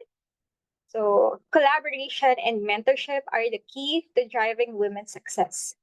So, the question is, how can we create more opportunities for women from different sectors to connect, support one another, and work together toward shared goals? So, let's start with Miss Marilyn. Okay, great question.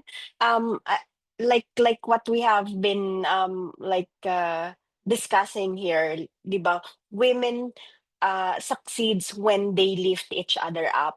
And not only that, maganda yung ginawa ni ni Yeltsin, where she actually involved also or look for men allies. And the good thing with getting LGU support is that you can implement things on from the grassroots level, diba? You can actually secure help from communities as well, because that way mas mabilis din yung progress, right? It creates more awareness as well from the grassroots level. So some of the things that I'd like to share to yun nga, to be able to create those opportunities for women from different sectors to connect, support each other, and to work together, which is what I have been always doing in the work that I do, is of course in organizations or communities, it's really about creating safe spaces, no?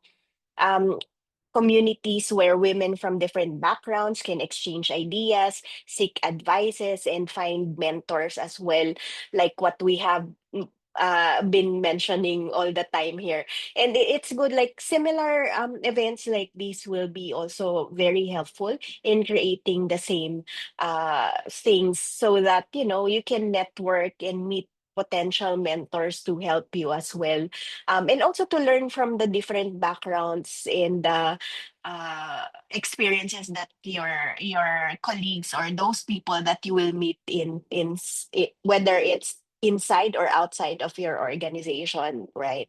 So, and then of course encouraging cross industry collaboration, where we break silos so that women in business, tech, education, social impact, and even any other industries can actually work together. And this is something that I've always been doing in the events that I also organize, whether it's a training, it's a summit.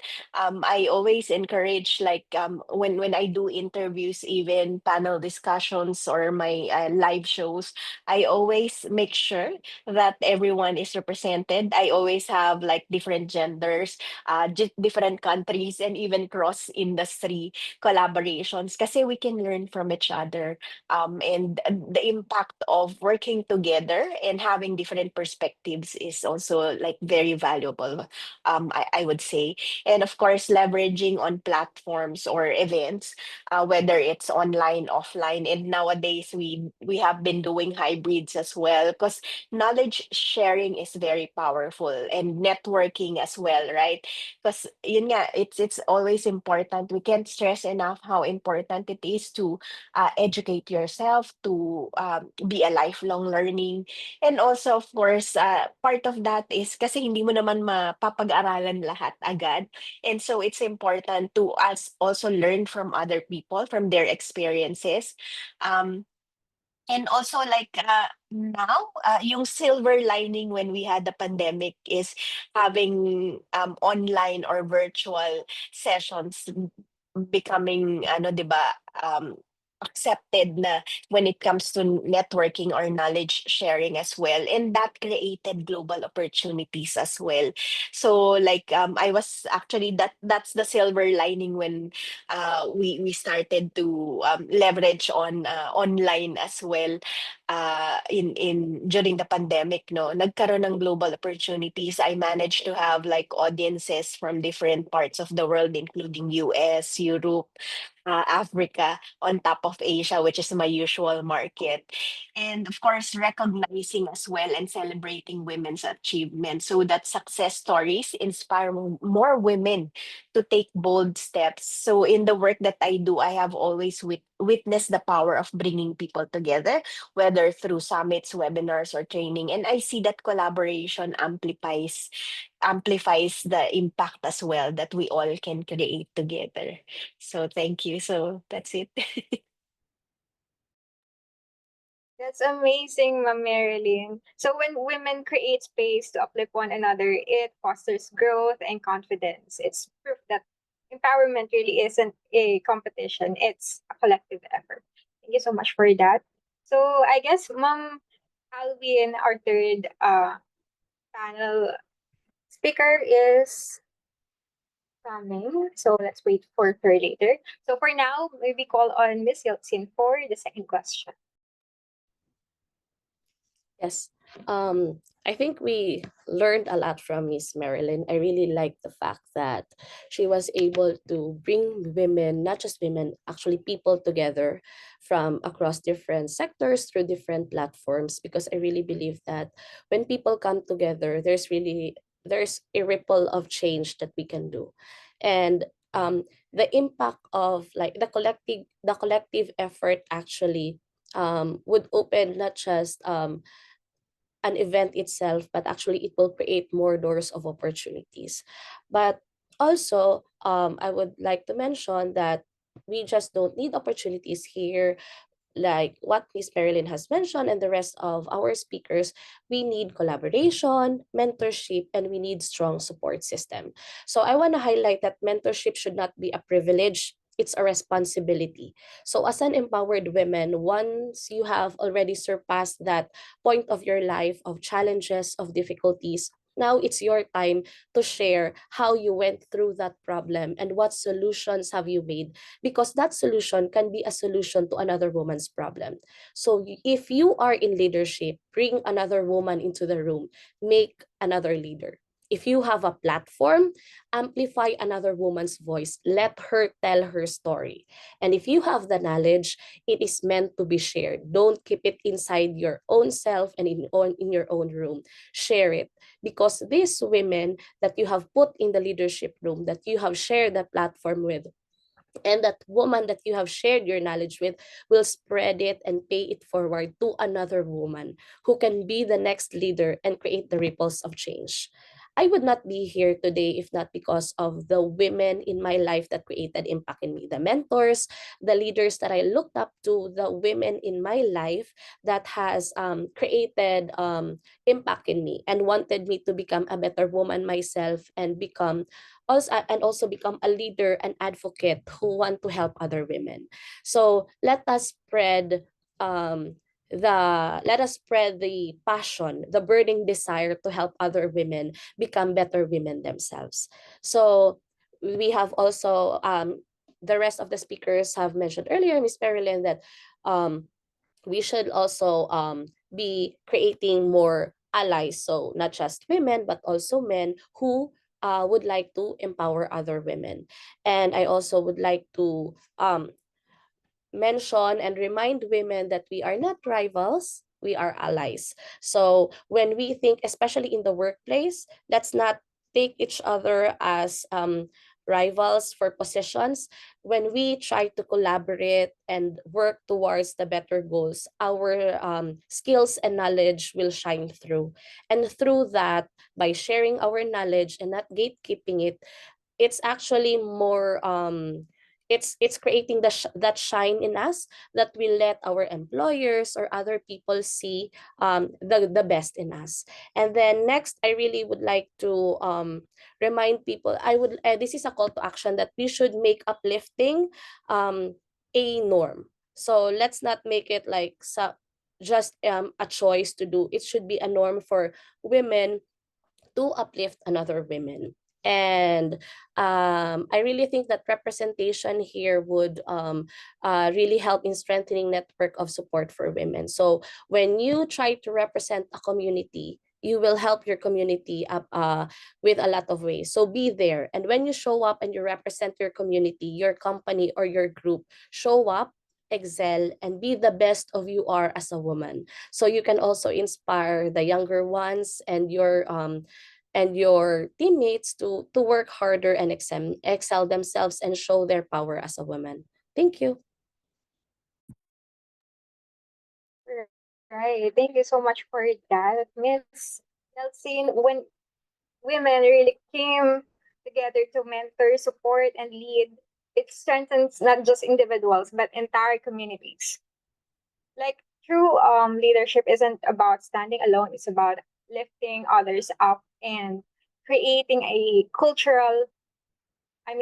culture where success is shared. And I just want to highlight what Ms. Yatsin said. We are not rivals, women. We are allies.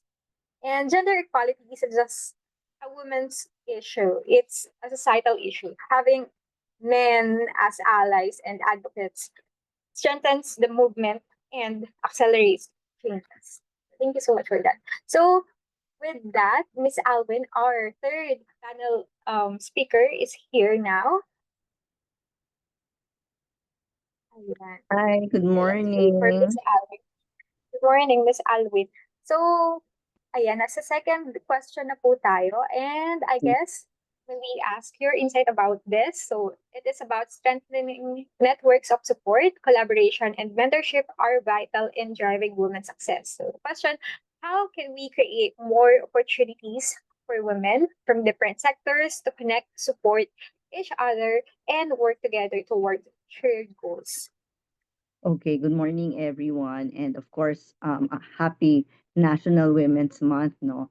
In terms of creating opportunities, it's really about collaboration and making and building relationships. I'm a strong believer that when you build relationships, that's already a foot in the door in creating opportunities, whether you work in the private sector or in the government sector, right? Academe.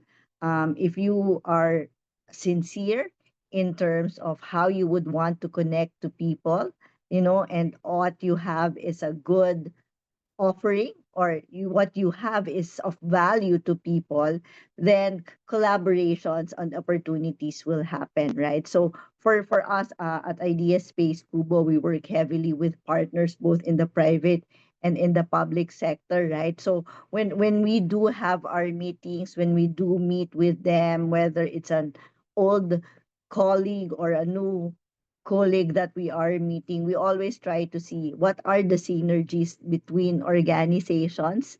And from these synergies, we try to look into how can we create opportunities, whether it's a program, whether it's like as a simple speaking engagement, right? Or at least an opportunity to attend an event such as this one and see how what can be points of collaborations and who are the people that you can meet and work with in terms of women empowerment or inclusivity as in general. So it's really more of us connecting with people, and then that leads to opportunities. Thank you so much, Miss Alvin. So, ayan. Um, before that pala, may I ask the first question to Miss Alvin? Here it goes. What does the team babae sa lahat ng sektor mean to you personally?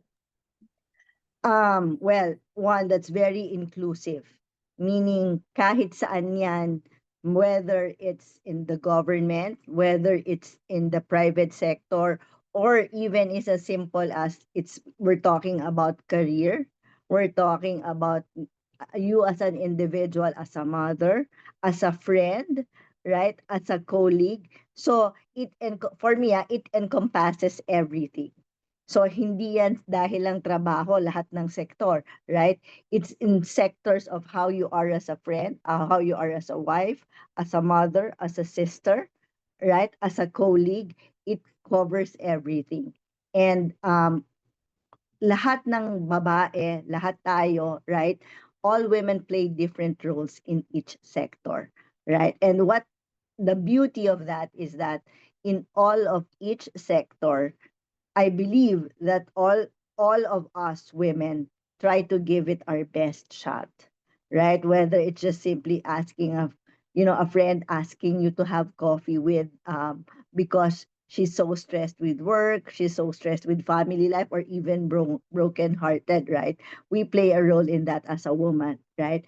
As at our homes, we keep things together. Me as a mother, right? It's very important for me that I spend time with with the kids. I spend time with my husband. And that also represents me as a woman, as part of that sector, which is my home, right? So it's really playing your role, not just on the career, but also on the personal life, and that covers everything.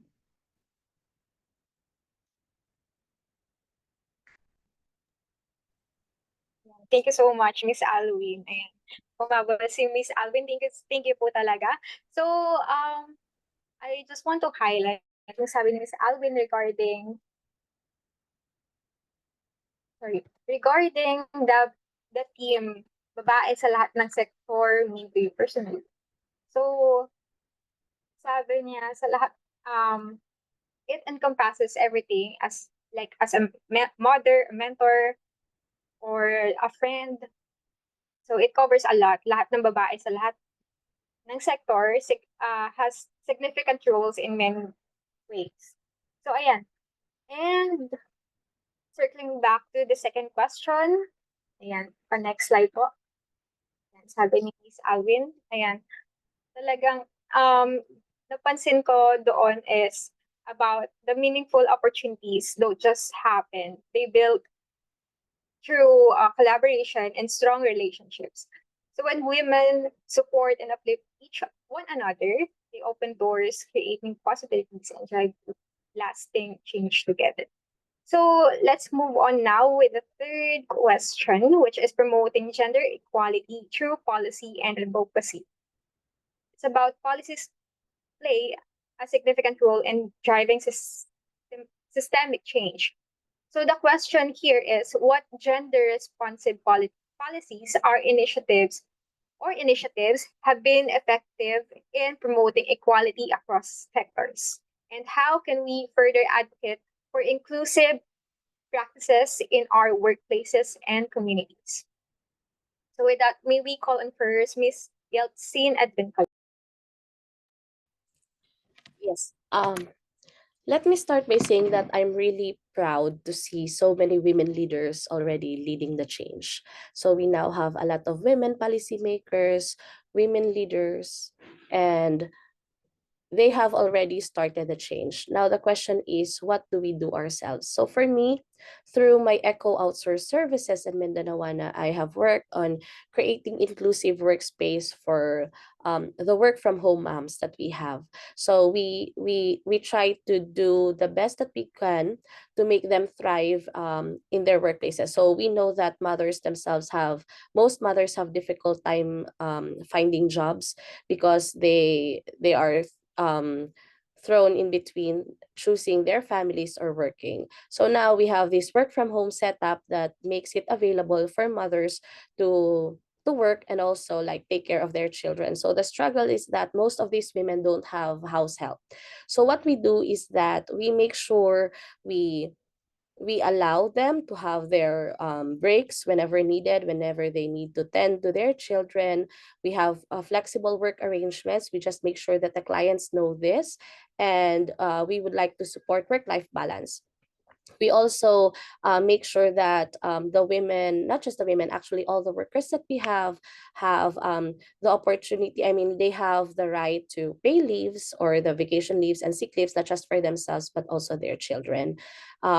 We also make sure that they have equal leadership opportunities as with men. So when we have candidates, we have men candidates for promotion, we also make sure that we have women representatives as well. So the clients will have the option to see not just the men to have the opportunity for promotion, but also women. So we also make sure that we provide mentorship opportunities and mental health checks for not just our women, but also for everyone. But of course, we have to understand that our women workers, especially the mothers, they have more mental tolls than the rest of us.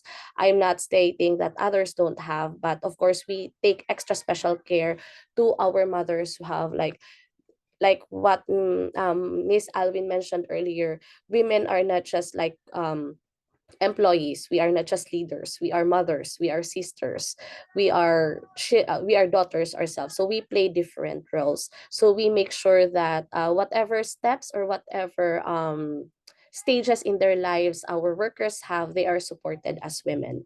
So second, we also should make sure that we collaborate with LGUs. I've mentioned this earlier. Miss Marilyn has highlighted this as well. It's really important for us to work on the grassroots levels, and we can do that best when we collaborate with the government or our LGU because they have the power to do so. So, although we can advocate for changes, but it's the people in position who can actually not just make the policies but also implement the policies. So by making sure that we make partners with the LGUs and the civil society organizations or those organizations that work with communities, then we can provide empowerment opportunities for our women. So second, the last one that I would like to say is that we should hold institutions accountable. So especially the women-led organizations, I have met inspiring women leaders who have already made the change. So they have been fighting hand in hand with our men allies in implementing policy changes for women. So I think what we can do is that we if we are not in position and we cannot make the policy changes, then we support for this and we advocate for these organizations and we do what we can do. So it's not a one-time effort. It's a long I mean, like, policy changes are long time mission, and it should be a collaborative effort, not just of those who make the policies, but also those who follow the policies. So thank you. Thank you so much for that, Ms. Yeltsin. So a truly inclusive workplace goes beyond just policies. It's about fostering a culture where every woman feels valued, heard, and empowered to succeed. When organization prioritize diversity kasi and belonging, everyone benefits. I agree to that. And next one, that's a great point actually. The strong partnership with LGUs can drive real lasting change. Like when local governments and communities work together, we can implement policies, programs, and initiatives that truly support and uplift women across all sectors. Thank you so much for that, Ms. Yeltsin. And now may we call on Ms. Marilyn for this third question. So for me, I would like to highlight four policies that drive gender equality. But first of course, I would like to acknowledge Yeltsin for those amazing information. And again, we cannot highlight enough the importance of inclusivity and collaboration as well, from what you have just shared earlier. And again, just to highlight what you said, it's really a journey, right? Because sometimes we do not really have like the capacity to like influence policies as of yet, but at least we can actually create more awareness and hopefully to like collaborate with those who have access to creating or improving the policies to advocate on this, right? So the four policies that I'd like to share or to highlight will be, of course, the equal pay and leadership opportunities, right? We have made mention that several times in the earlier questions. So it's really ensuring women are fairly compensated and represented at decision making levels, flexible work arrangements, and now at least with hybrid that is here to stay, I would say, thanks to the as a silver lining for the from the pandemic in the last 2 years, right? So at least now we can support work life balance, especially for working mothers. Miss Alwin also made mention again, it's not really about just what you do as a professional, but also um ensuring that you fulfill all those roles in a balanced way, or I don't know if this is still the right term, I would say. Kasi sabi ni Sir Francisco nga in one of the sessions that we had before, I don't believe in work-life balance. It's really more towards work-life integration, right? How can you actually ensure that, your work, your life are actually integrated with each other? Sometimes there's no like a clear division to that, but how can you actually make it work, because at the end of the day, right, it's always like ensuring that you fulfill your roles as well, whether it's professional or personal. um and now we also have like, or I mean, in the past, but it has been highlighted more, I guess, in the last few years, the parental leave policies, encouraging shared caregiving responsibilities. So dati parang more on sa mothers lang yung merong parental or caregiving leaves. So ngayon meron na rin pati yung fathers, 'di ba? And I think in different countries they are more parang progressive on this side, where they give like halimbawa pag bagong panganak, especially that they give like more leaves for those who just mothers, and also their fathers to care, kasi sino nga naman ba mag-aalaga dun sa bagong panganak din, 'di ba? So they also have extended the leaves for fathers as well. And of course, ito importante to yung zero tolerance policies on discrimination and harassment. And despite that, this still happens, pero at least now that we have policies as well around this, and we have like been creating a lot of awareness on this space as well. So it's good that we have. And not sure if you have seen the um plans from the UN as well, leaving no woman or girl behind now, from the promise to the reality. So these are like plans that they have been working on for 2030 as well. And I'm based out of Singapore. So I'm really grateful kasi sabi, out of the 166 countries, nasa top 8 yung Singapore in terms of low gender inequality, and 8 globally, and also top or first in the Asia Pacific when it comes to um low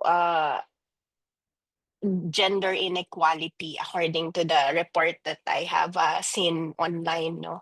So again, advocacy is still key for this, to create more awareness, no. As professionals, leaders, and organization, we must push for systemic change using yung platforms natin, networks, as well as influence to hold institutions accountable for all, or for ensuring that these policies are in place within their organizations and communities as well. So thank you. Truly agree with that, Ma'am Marilyn, that true gender equality means ensuring women receive fair wages, have equal opportunities to lead, and can thrive in workplaces that support work-life balance. Like flexible work arrangements empower women to excel in both their careers and personal lives, proving that success shouldn't come at the expense of health. All right. Thank you for that. And let's move on to our next panelist, which is Ma'am Alvin Rosal. Okay. So for us, we don't really we're very much affiliated with the government, no. So as you know, in the startup community, we work very closely with both the public and the private sector. I wouldn't say we can really influence policies at our level, no. But as we work with them, we are very open in expressing our thoughts and insights on how the government can support women, right? Especially in the startup space, sa atin, or sa amin, right? As a whole, right? Um, it's really more of like pag sinabing startup, it's really more of a guy world or a man's world in that sense, because most of the tech guys or the developers are the men, and no, very few lang yung women, right? So for us, we try to inform or share with our partners even that we have to start also promoting gender equality, women empowerment, right? So, and we're very happy that, let's say for DOST, we've been working closely with them. They have the Women Helping Women initiative already. That's a grant supporting women entrepreneurs. right? For us at Idea Space Kubo, we have several programs that are really mindful or intentional, I would say, in getting women founders to be part of a program. I would say that it's also being very mindful and intentional, right? Because sometimes if you're not intentional about your advocacy for women, nakakalimutan natin yan, di ba? Na hindi natin basta naiisip na, ay, wala nga palang babae sa panel, ay, wala nga palang babae dito sa team namin, right? So sometimes most of the time rather, it really has to be very intentional, no? Um, and as it becomes an intention of the organization, nai-imbibe na namin yung culture that we are promoters of women empowerment, right? Yung nung una it's intentional, and then biglang it comes out naturally that we are really getting more women founders. We would want more women in the space and what have you, right? So constant practice yung ginagawa namin para ma-ensure that there's also equality. And again, while we don't have policies, strict policies in the organization or what have you, right? But what I would say is that what we have are a very strong advocacy for women empowerment. We do have the what we call Startup Pinay, right? So it's an internal advocacy. Initially, we started it with IW, right? But and we would really want to ensure that we uplift our advocacy in terms of that Startup Pinay concept. So what is Startup Pinay? Startup Pinay really is like it's simply an advocacy to have more women founders in the community or in the startup space.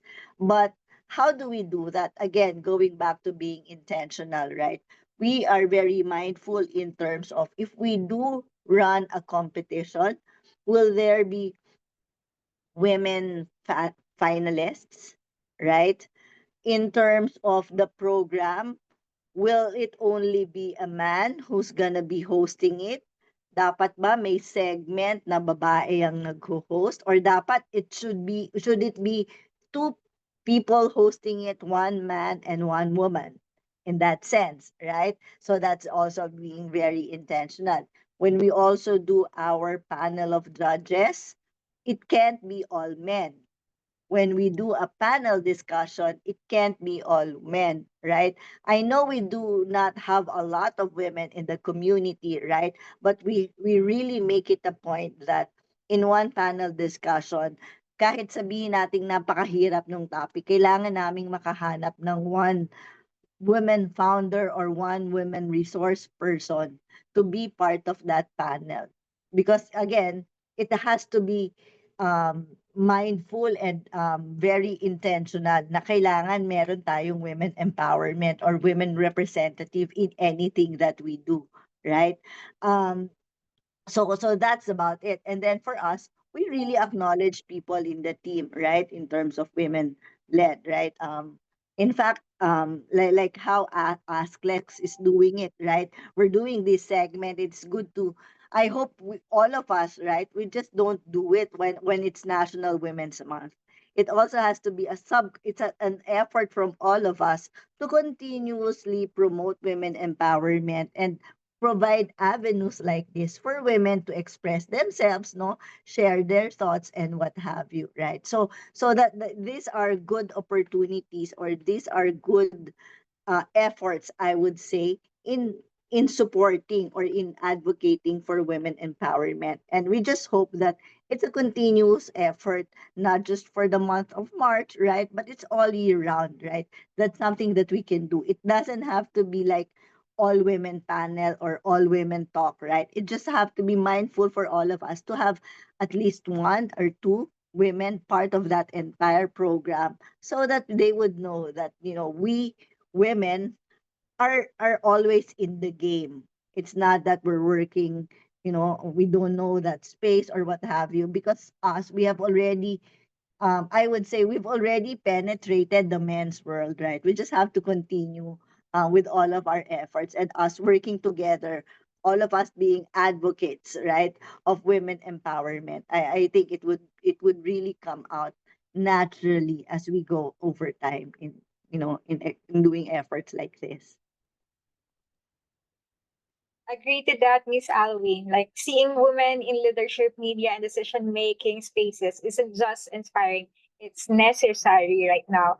And women, like when they are at the table, the conversation change, and so the outcome, of course. And I just want to highlight um, the Kobo initiatives because we are actually one of the alumni of their projects.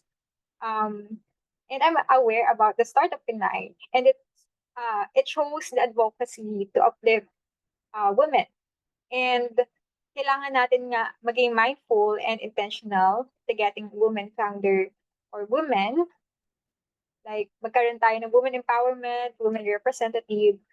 Kasi pag hindi nga daw intentional, nakakalimutan natin. So again, we need to uplift our advocacy for women. So next, we have last, okay, let me just read one message here. All right. I think we're still on time. So let's just maximize 3 minutes each questions po. So ayan, Miss Yeltsin, for the third question po. May we call on Miss Yeltsin? Aren't we on the fourth question? All right, sorry, I'm sorry. Sige, let's move on to the next slide. I'm sorry, ayan, next slide po. Medyo nalito lang ako. Ayan, creating safe and inclusive work environment. So ensuring safe and respectful workspaces is essential for women's empowerment. Question is, what measure can be implemented to eliminate gender-based harassment and discrimination? And how can organizations foster inclusive and supportive work environments? So first one, may we call on Miss Mary. Oh, thank you for that question. And that goes back to the earlier conversation we had around policies, right?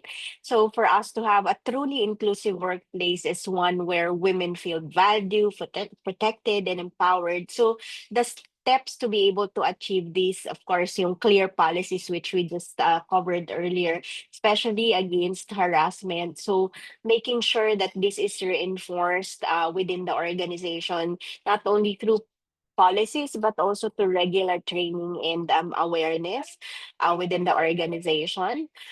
Safe reporting mechanism where women can voice concerns without fear, um, as well as diverse leadership. Because when women are in decision making positions as well, workplace culture shifts, diba? So that's also the advantage of having women leaders within organization kasi mas natatanggal yung bias, and as well as it's giving us opportunities to have a voice within the organization. And again, like what Miss Alwyn mentioned earlier, no, it's being intentional about it. Even in the work that I do, no, it just to give an example, because I just recently organized Cyber Resilience Summit, and yung IT position in tech is always like a male dominated ano rin, no? So I was so intentional about it, and even though like it's kind of difficult to get as much as women representatives, I made sure each and every panels, because I have a lot of panel discussions. I probably have 18 to 19. And I was so intentional about it that I said like at least I need to have one female represented here.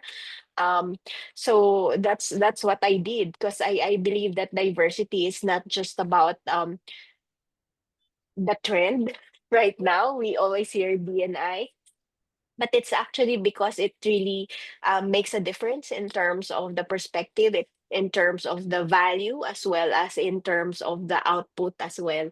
Having said that, and of course, lastly, psychological safety, to ensure that women can express ideas freely without bias or prejudice.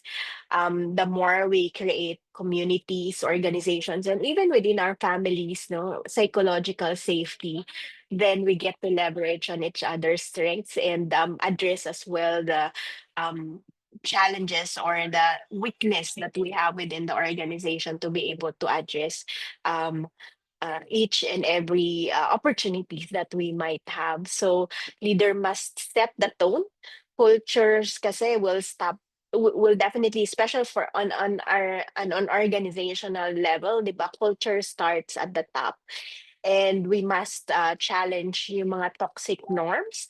Um, Unfortunately, it's kind of common for Asian context, right? In terms of yung sa gender equality pa rin. Especially in some countries, no, where they have preference for male leaders. So at least, again, as we progress, let's challenge those toxic norms and create more inclusive workplaces, not just around the policy, but living it, right? Making it as a reality in every moment and every opportunity that we have. So yeah, that's it for me. Thank you. So that's very important, Miss Marile. Like if inclusivity isn't modeled at the top, it would trickle down. So leaders must lead by example in creating respectful and empowering work cultures. So next, may we call on Miss. Um, for us at Idea Space Kubo, we're a very lean team, right? So, um, and when in the past few weeks, we've come to realize that we only have 3, 4 men in the team out of, let's say, 20. So we are kind of dominating that space, I would say, right? But for us naman, no, I wouldn't say that we are really very conscious of policies in terms of harassment and all of that. But what we do try to create at Idea Space Kubo is a very collaborative, dynamic environment and culture for the team, right? I wouldn't say that there's gonna be separate set of policies, regulations that's specifically for women. We try to really implement things across the board, right? Um, because you wouldn't also want to hear that, ay kasi yung babae dahil nanay ang daling payagan ng leave, right? Paano naman kaming lalaki, right? Dahil hindi ba kami yung nag-aalaga ng anak, mahirapan kaming mag-leave, right? So we really wouldn't want those kind of concerns because as we promote women empowerment, or inclusivity, it doesn't mean naman na may maaargabyadong side, which is the men, right? We would really want to have it like, would put for equal rights, equal policies, regulations that affects everyone, right? So sa amin, I would say that more than trying to be very mindful or trying to create policies and what have you, it's really more of us creating a culture when we all feel that we are all welcome. We are all the same in terms of what is being implemented. One rule, kumbaga there's one rule that affects everybody, right? There's no special treatment whether you're a woman, you're a man, or part of the LGBTQA, right? So it really doesn't, um I would say it's not a factor in terms of how we implement policies in the organization. It's really more of us looking into how we all work together as a team, right? Policies are implemented across the board. Of course, if there are laws, right, that are specific for women, we definitely would implement that, right? But in terms of special ones, we are really advocates of having equal opportunities for men and women. Um, Although I would say that there are a lot of initiatives on women founders, especially during this month, right? But of course, we tell the team that, if it's Women's Month, it's not just the women who should represent the organization in all of these activities, right? It should also be like the men in the team should be able also to represent the team. It doesn't have to be it's Women's Month. All women lang yung lalabas and attend all of these women events. The men too should go out and understand all of these things that's happening in the community, and also so they would also be aware of how they can support women empowerment, right? And be part of that, um are being evangelists of being inclusive and being equal. So it's just really more of equal opportunities, no special treatment, regardless, irregardless of, right? But that culture of we are one team, we work together. It doesn't matter if your what your preference orientation is, or what your culture or gender is, but it's really more of that, equal for everything. Exactly, Miss Alvin. Like real progress happens when women and men work together, like lifting each other up instead of like competing. And a space where everyone's ideas are heard and valued. I think that's how we build something truly impactful. So lastly, may we call on Miss Yap's team for the part. Thank you. Before I proceed with answering the question, I would like to reiterate and acknowledge what Miss Alvin mentioned earlier about being intentional. I really think it's very important that we are intentional in everything that we do, especially in promoting women rights and women empowerment. Because, as she mentioned, when we are intentional in what we do, it becomes a habit, and when it becomes a habit, it becomes part of the culture, and once it's part of the culture, it becomes natural. So later on, we don't need effort to do it, we don't need to be mindful, because it's all natural and it's gonna be long term. So thank you for that, Miss Alvin. It's a great reminder. So for that question, I have been in HR and operations for more than 10 years now. And I have seen firsthand how like having an inclusive environment, not just for men, but also for women. I mean, like what Miss Alvin said earlier, regardless of our genders, having an inclusive environment for our employees, it really creates a powerful, high performing teams. So employees and people perform best when they feel that they are included, they are heard, and they are being taken care of. So it's really important for us. Second, I also would like to highlight that as women, if we want to feel safe, we want to feel respected and not discriminated, it is our responsibility to position ourselves as someone to be respected, as someone not second to men, but someone who has our own personality, our own space, and someone who also needs to be respected. We should radiate this aura that demands respect, not because we're women, but because we are human beings who deserve to be respected. So I like my last company, I am an ops manager for a coaching business for CEOs of blue collar businesses. So that's more on construction. So that means it's just like tech, it's more of male dominated industry. And I was assigned to talk to these CEOs. And they are really sharks in these businesses. So as women, I really think it's important for us to acknowledge that we should not separate ourselves as male and female or men and women, but we should look at ourselves as leaders. So when you look at yourself not separate from men, then you know that you can be equal to them. So I really think that's very, very important, because when you have this aura that you are equal to them, then they also know that they cannot discriminate you. So as leaders in possession, what can we do? So this is a call to action to all companies. We should establish clear and enforceable policies. So if you are a woman leader or a male leader supporting for women, then we should make sure that we have these policies that protects everyone in the company. So there should be zero tolerance for harassments and discrimination. So for companies that I work with, I really encourage this transparent reporting mechanism.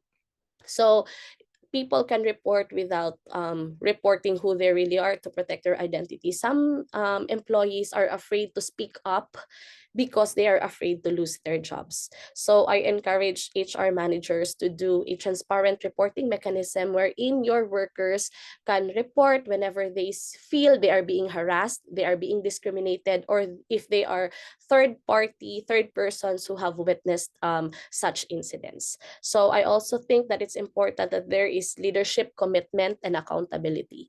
So when we say leadership commitment and accountability, when we know there is a problem, then we should address it. So I have been to some companies who actually take discrimination lightly. And I really don't think it's the right thing to do. So there should be trainings not just for the people to know their rights. There should also be continuous leadership trainings to remind leaders of their commitments, of their responsibilities and accountabilities to protect their people. Because when our people feel protected, then they perform their best. I also would like to mention about building inclusive and supportive workplaces. So Miss Marilyn mentioned earlier about the different opportunities that, I mean, benefits that employees get nowadays. It's not just about like the mothers, but also the fathers. I think it's also very empowering because it reminds us that taking care of the family and the home is not just the sole responsibility of women, but it's a shared responsibility for all genders. We all take our own parts in building our families and our homes. So um, enforcing this in the workplace would also remind everyone that it's not just mothers who are responsible for childbearing, because that's one thing that they think is our disadvantage over men, because we have to take It's care 11 of o'clock. our children. So once we also provide these benefits to our fathers, then it also reminds everybody that child uh, caregiving to family members is also a responsibility of men. So it's not a disadvantage of women, but it's an advantage and a strength of both. And lastly is it's important that we also provide trainings to prevent discrimination from the workplace. So I have built this project I called Project IWAS, I Was Aware and Safe. It's an anti-sexual harassment campaign. It's defining the difference between safe and non-safe touch, and the what do you mean this the safe and unsafe touch, and the malicious and non-malicious touch. So through this, people in the workplace would know if such touch is already a form of sexual harassment. Through this, it's a reminder, I mean, it's an education not just for victims, but also an education for the perpetrators, that our victims knows their rights and their spaces. So that's for me. Thank you. Exactly, Miss Yatsin. So inclusivity doesn't happen by accident. It takes real intentional policies that create space for women to thrive. And I really like what you share about the untouched and safe touch and unsafe touch policy that you created. And I think at the same time, women also need to step up on their own space and show their leaders and worth they are worth respecting, just like what you said earlier. We need to position ourselves as someone respected, and we should radiate this aura who deserve to be respected. And also, for the next question, for topic 5, building collective action for lasting impact. Sige, we have limited time na lang. And I want you to answer this for a maximum of 2 minutes. So the question is, how can women leaders, organizations, and communities work together to drive collective action that creates a long-term impact for gender equality? So firstly, may we call on Miss Alwin. Okay. Um, Thanks, Melanie. I'd like to circle back on what I said about startup Pinay, right? It's an intentional and a mindful uh call for or a program or an internal campaign that we have to promote gender equality, right? Um, I'd like to commend Miss Yeltsin when she mentioned that she did start an initiative or a campaign called IWAS, right? So I think us women in any organization, regardless of our roles, if we do have something what we feel would create impact, we should just go for it, right?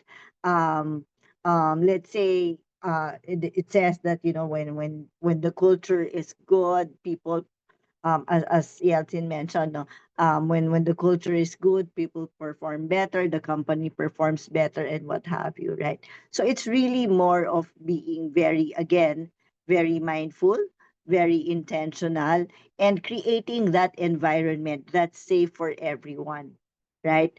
Um, it's also about creating awareness.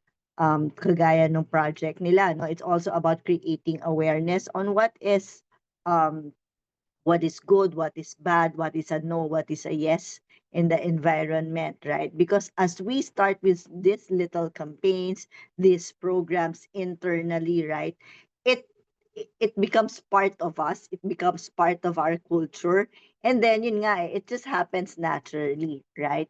But in terms of what I'm thinking in terms of how can women leaders work together, it's just really looking at points of synergies and points of collaboration, right? On how, on not just really on how, but more of what we can do together, right? It can be as a simple campaign, it can be a simple event, right? And that creates a long lasting impact, right? Wherein, let's say for Startup Pinay, we talk about it to people and then people come to realize na, oh nga, no, we have to be intentional about having at least a female uh, representative in the panel, right? Um, or when you talk about like the EWAS program, um, when you get that idea na, oh, may good touch pala, may bad touch pala, eventually, you get to be very conscious na and napapractice mo na siya and it gives you that long-term effect, right? So it just really has to start small. It doesn't really have to be a very, very grand idea, right? You just being aware, you just being mindful and intentional on how you do things. Eventually, it comes out naturally. But I would say, like for us in this room, no, or in this panel, um, we just have to continue being open in terms of collaboration on how we can support initiatives, right? Regardless of gender focus also, right? Um, as we join efforts like this, it becomes innate in everyone that we really don't have to come up with grand ideas or do big gestures, right? Because these little things, it creates impact. Because if no if I might say, right, not all of us in this room, I would say for me, for myself, right, I wasn't really mindful of women empowerment. I wasn't really mindful of, let's say, National Women's Month, right? But somebody started it. And then eventually, people become aware, everybody became cautious and all of that now. So now, me, as a person, as a leader, as a woman, right? I try to be advocate of women empowerment also. So it just has to start somewhere. And then it comes out naturally. And then everything that we do becomes a ripple effect, right? And people just join that advocacy, and then that becomes that long term, right? It doesn't have to be very grand. It can be some simple acts like you promoting women empowerment through a panel discussion, right? And I hope that whatever I said or whatever my co-panelists said will try to give or impart knowledge and awareness to people, and whether it's consciously or subconsciously, one way or another, makuha nila yon at ma-practice nila in their own simple ways also. So that's also, that for me is already a long term impact, or a long term goal that we can create in terms of women empowerment or gender Thank you equality, so I much would for say. Thank you. agree. Thank you so much, Miss Alvin. Like people can make better choices if they don't know what's right and wrong. So really, awareness is the first step to real change. So unfortunately, we are running out of time. So we need to wrap this up. And for that, next slide, please. I would love to hear one final thought from each of our panelists. So the question is if you could share one message of encouragement or challenge to the audience today, what would it be? So first, may we call on Miss Yeltsin. So first of all, before I have my final message, I again would like to thank Aslex PH for having us today. It is really my great pride and honor to be standing with these empowered women and share to you and talk about babae. So bilang babae, meron akong life mantra, non progredi est regredi, which translates to not to move forward is to go backward. So pag hindi ka uusad, aatras ka. So bilang babae, tinatawagan ko ang lahat, gawin mo kung ano ang pwede mong gawin para umusad ka bilang babae. Because once you try to grow yourself, you will bloom. And when you will bloom, you will make a garden, not just for yourself, but for the people around you. So as women, we are not just capable.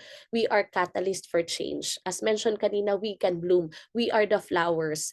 We are not just decorations, but we can make fruits, we can make the world beautiful. So, yung tanong is, ano yung pwede mong gawin bilang isang babae? At kung meron kang pwedeng gawin, kailan mo siya gagawin? Kasi kung pwede ngayon, bakit hindi? So, one empowered woman can break barriers. Paulit-ulit nating sinasabi kanina, we can rise, we can succeed, we can make a difference in our own. Pero pagsama-sama tayo with a collective effort, we can do much. So as an individual, you can create your own ripple. But when we move as one big collection of women, then we can make waves, not just ripples. Let's make the waves of change, not just for the women, but of course for the whole Philippines. So I would like to remind everybody na hindi yung laging sinasabi nga, 'di ba? Hindi ka babae lang, babae ka. So, to challenge every woman here today that joined us, please keep moving forward, keep learning, keep growing, and become the best version of who you can be as a woman. Because you have so many roles to play. As mentioned kanina, you can be a mother, a sister, a daughter, a friend. You can be a mentor and a leader. Next, you should also look around you. Look for people you can look up to, get inspired, learn from them. If you are somebody who is already learned and you are already on that successful point of your life, look around you and look for women you can mentor. Look for women you can share your knowledge with.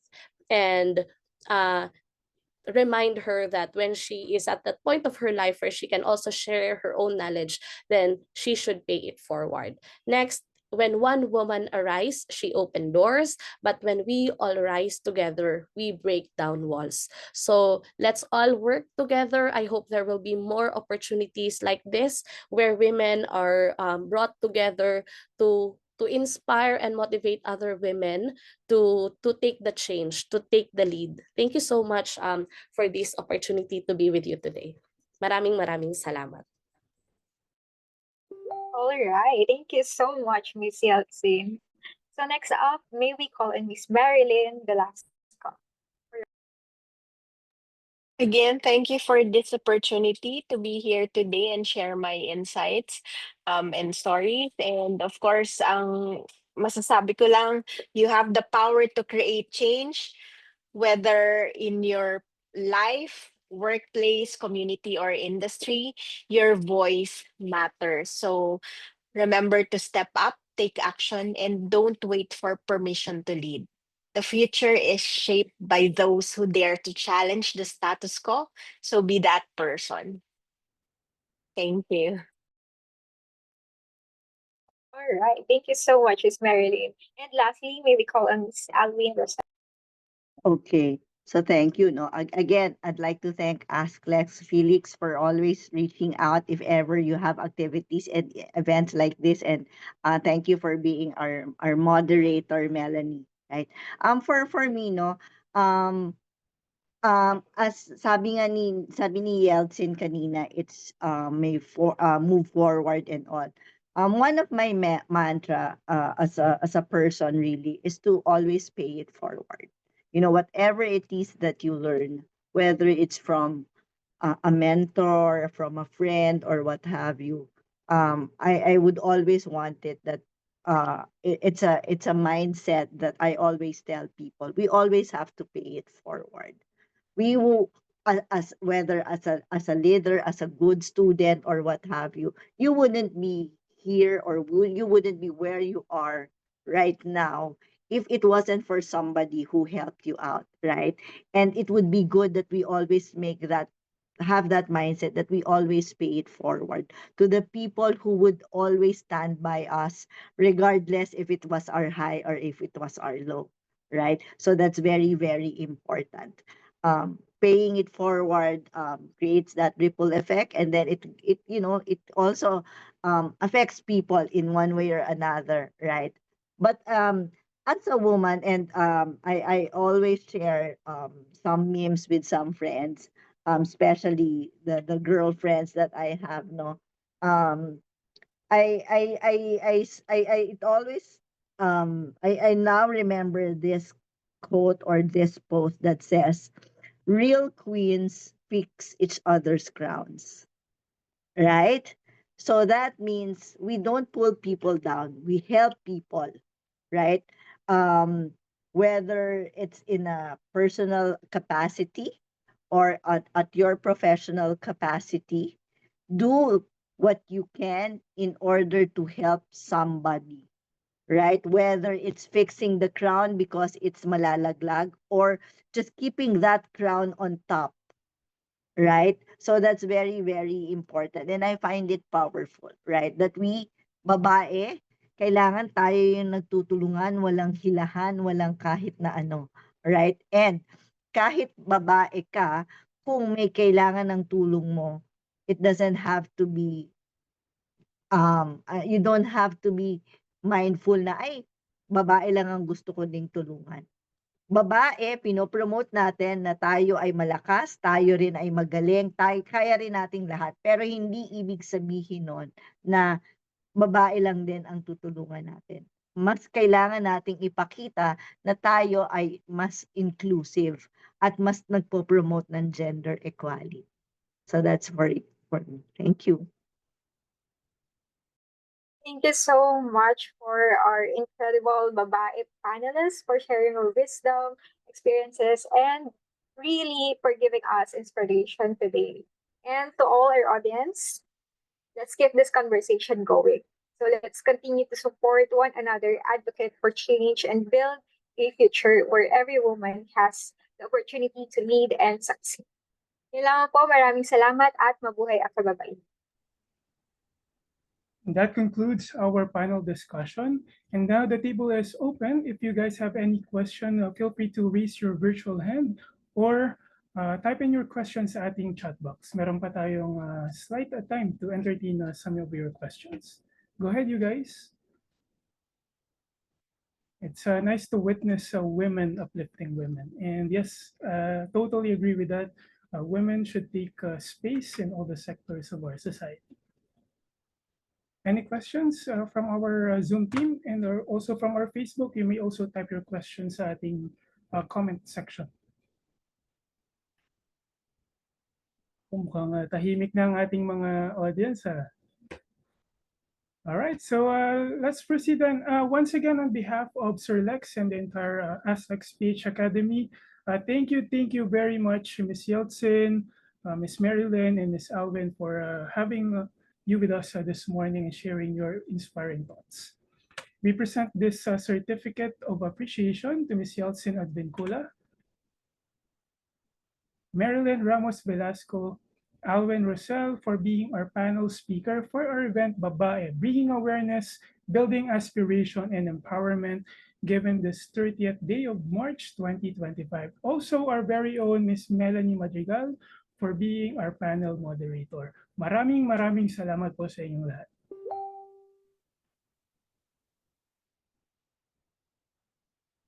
All right, let's continue. So, yep, once again, thank you to our speakers. And before we proceed, I just want to remind everyone, yep, so our raffle draw is going to happen after the presentation of our top lifelong women of lifelong learning. So make sure you stay tuned. So now, let's move on. We now take this moment to recognize the outstanding women of lifelong learning. So please, let's watch this video.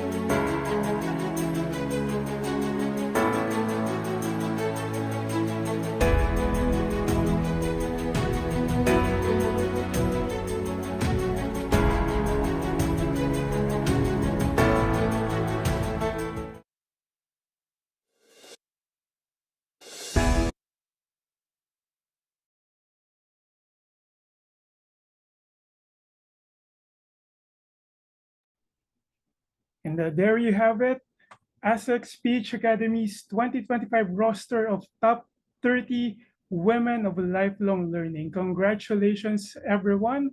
And congratulations to all the women who continue to inspire us. And also, we will be sharing this top 30 material on our Facebook account. So please share these top 30 lifelong learning, top 30 women of lifelong learning today. All right, so let's now go to the exciting part. But before that, before we proceed, may we request everyone to turn on your cameras for a very quick photo op, please.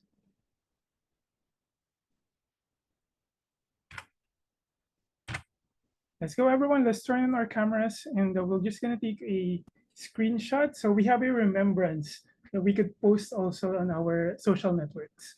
A remembrance that we all gathered here today to celebrate women.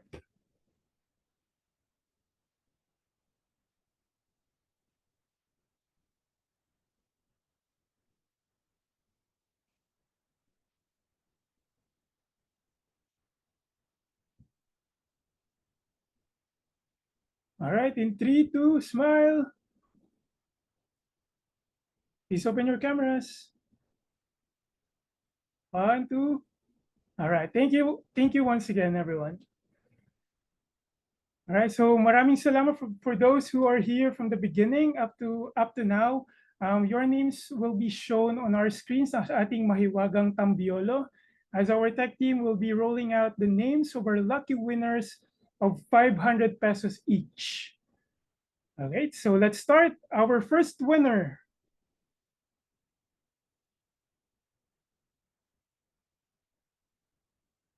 Congratulations, Erich Kogay.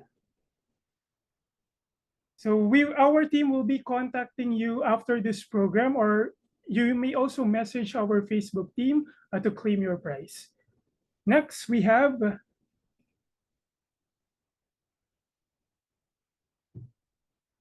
Cassandra Josenya. Congratulations. Dalawang babae ang nanalo na ng ating lucky prize. Next,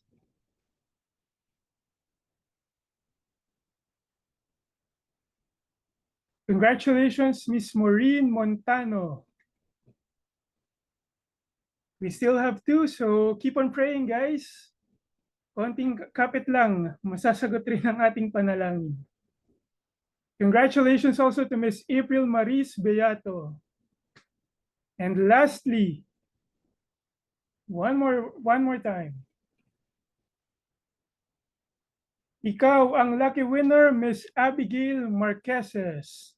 There you have it, our 5 winners of 500 peso each.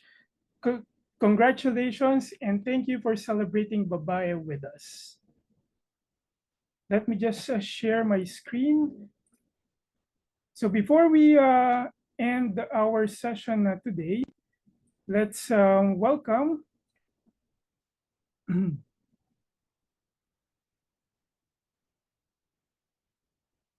Yep. Before we conclude our program today, let's welcome the founder and the CEO, the mind behind this event, our very own Sir Dr. Felix Beroya. Sir Felix, good morning.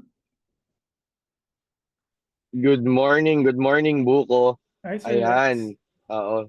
So, wow, grabe. I'm actually in the session since it started until the end, and I learned personally, a lot, a lot from our resource speaker. So, with that, no, I would want to thank, of course, first, no, our generous, no, women who have shared very insightful things about how we can support women to create positive impact and change to our community.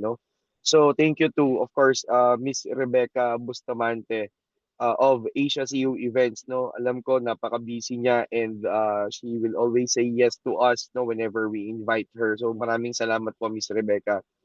And of course to Miss Lara Jean Salaysay, whom I was able to meet in the recent ASEAN Youth Economic Forum on climate resiliency. So, sabi ko sa kanya, if we have a platform na pwede niyang gamitin, please do so. And nangyayari yun, talking about the green jobs, no?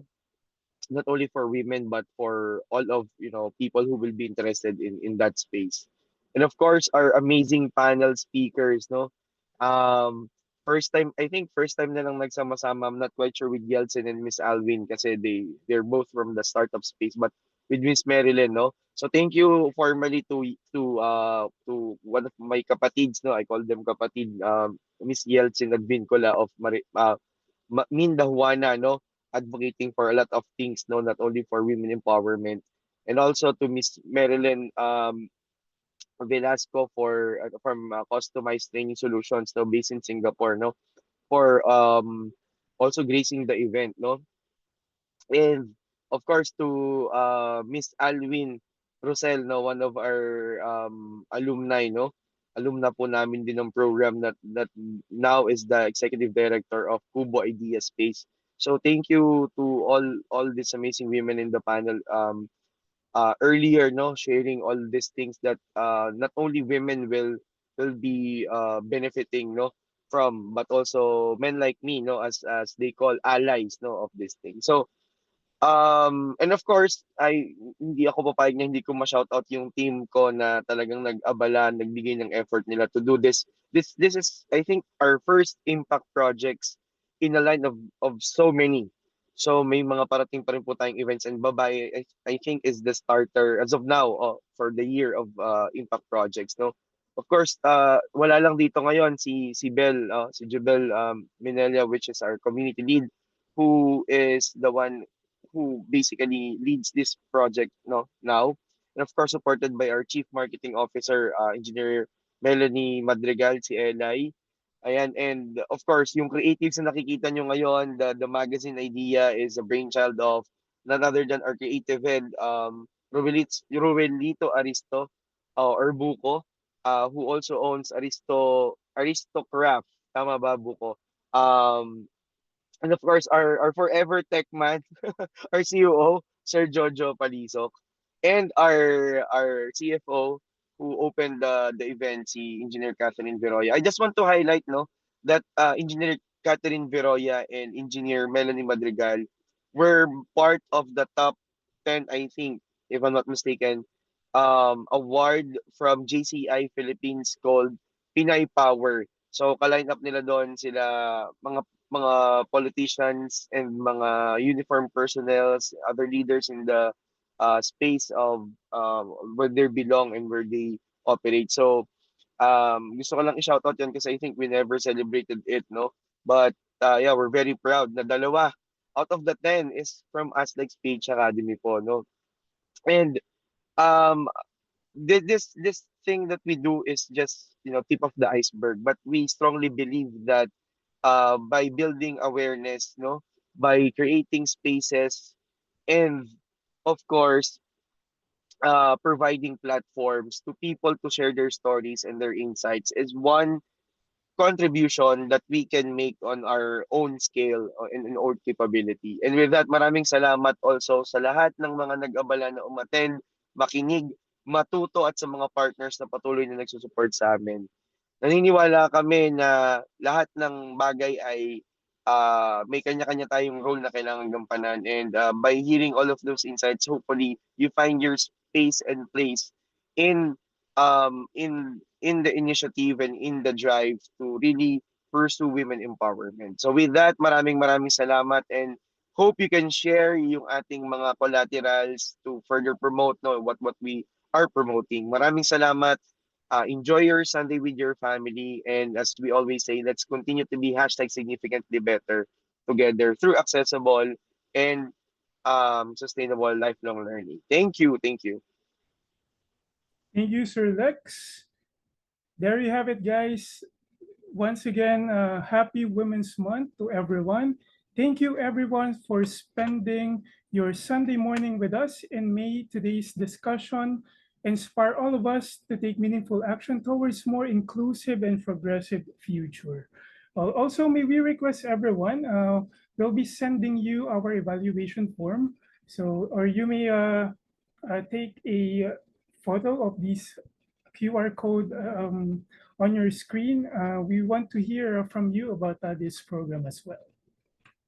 Mabuhay lahat ng kababaihan. This has been Ruel, once again, the head of creative of Aslek Speech Academy. Let's continue to be significantly better through accessible and lifelong learning together. Mabuhay, babae!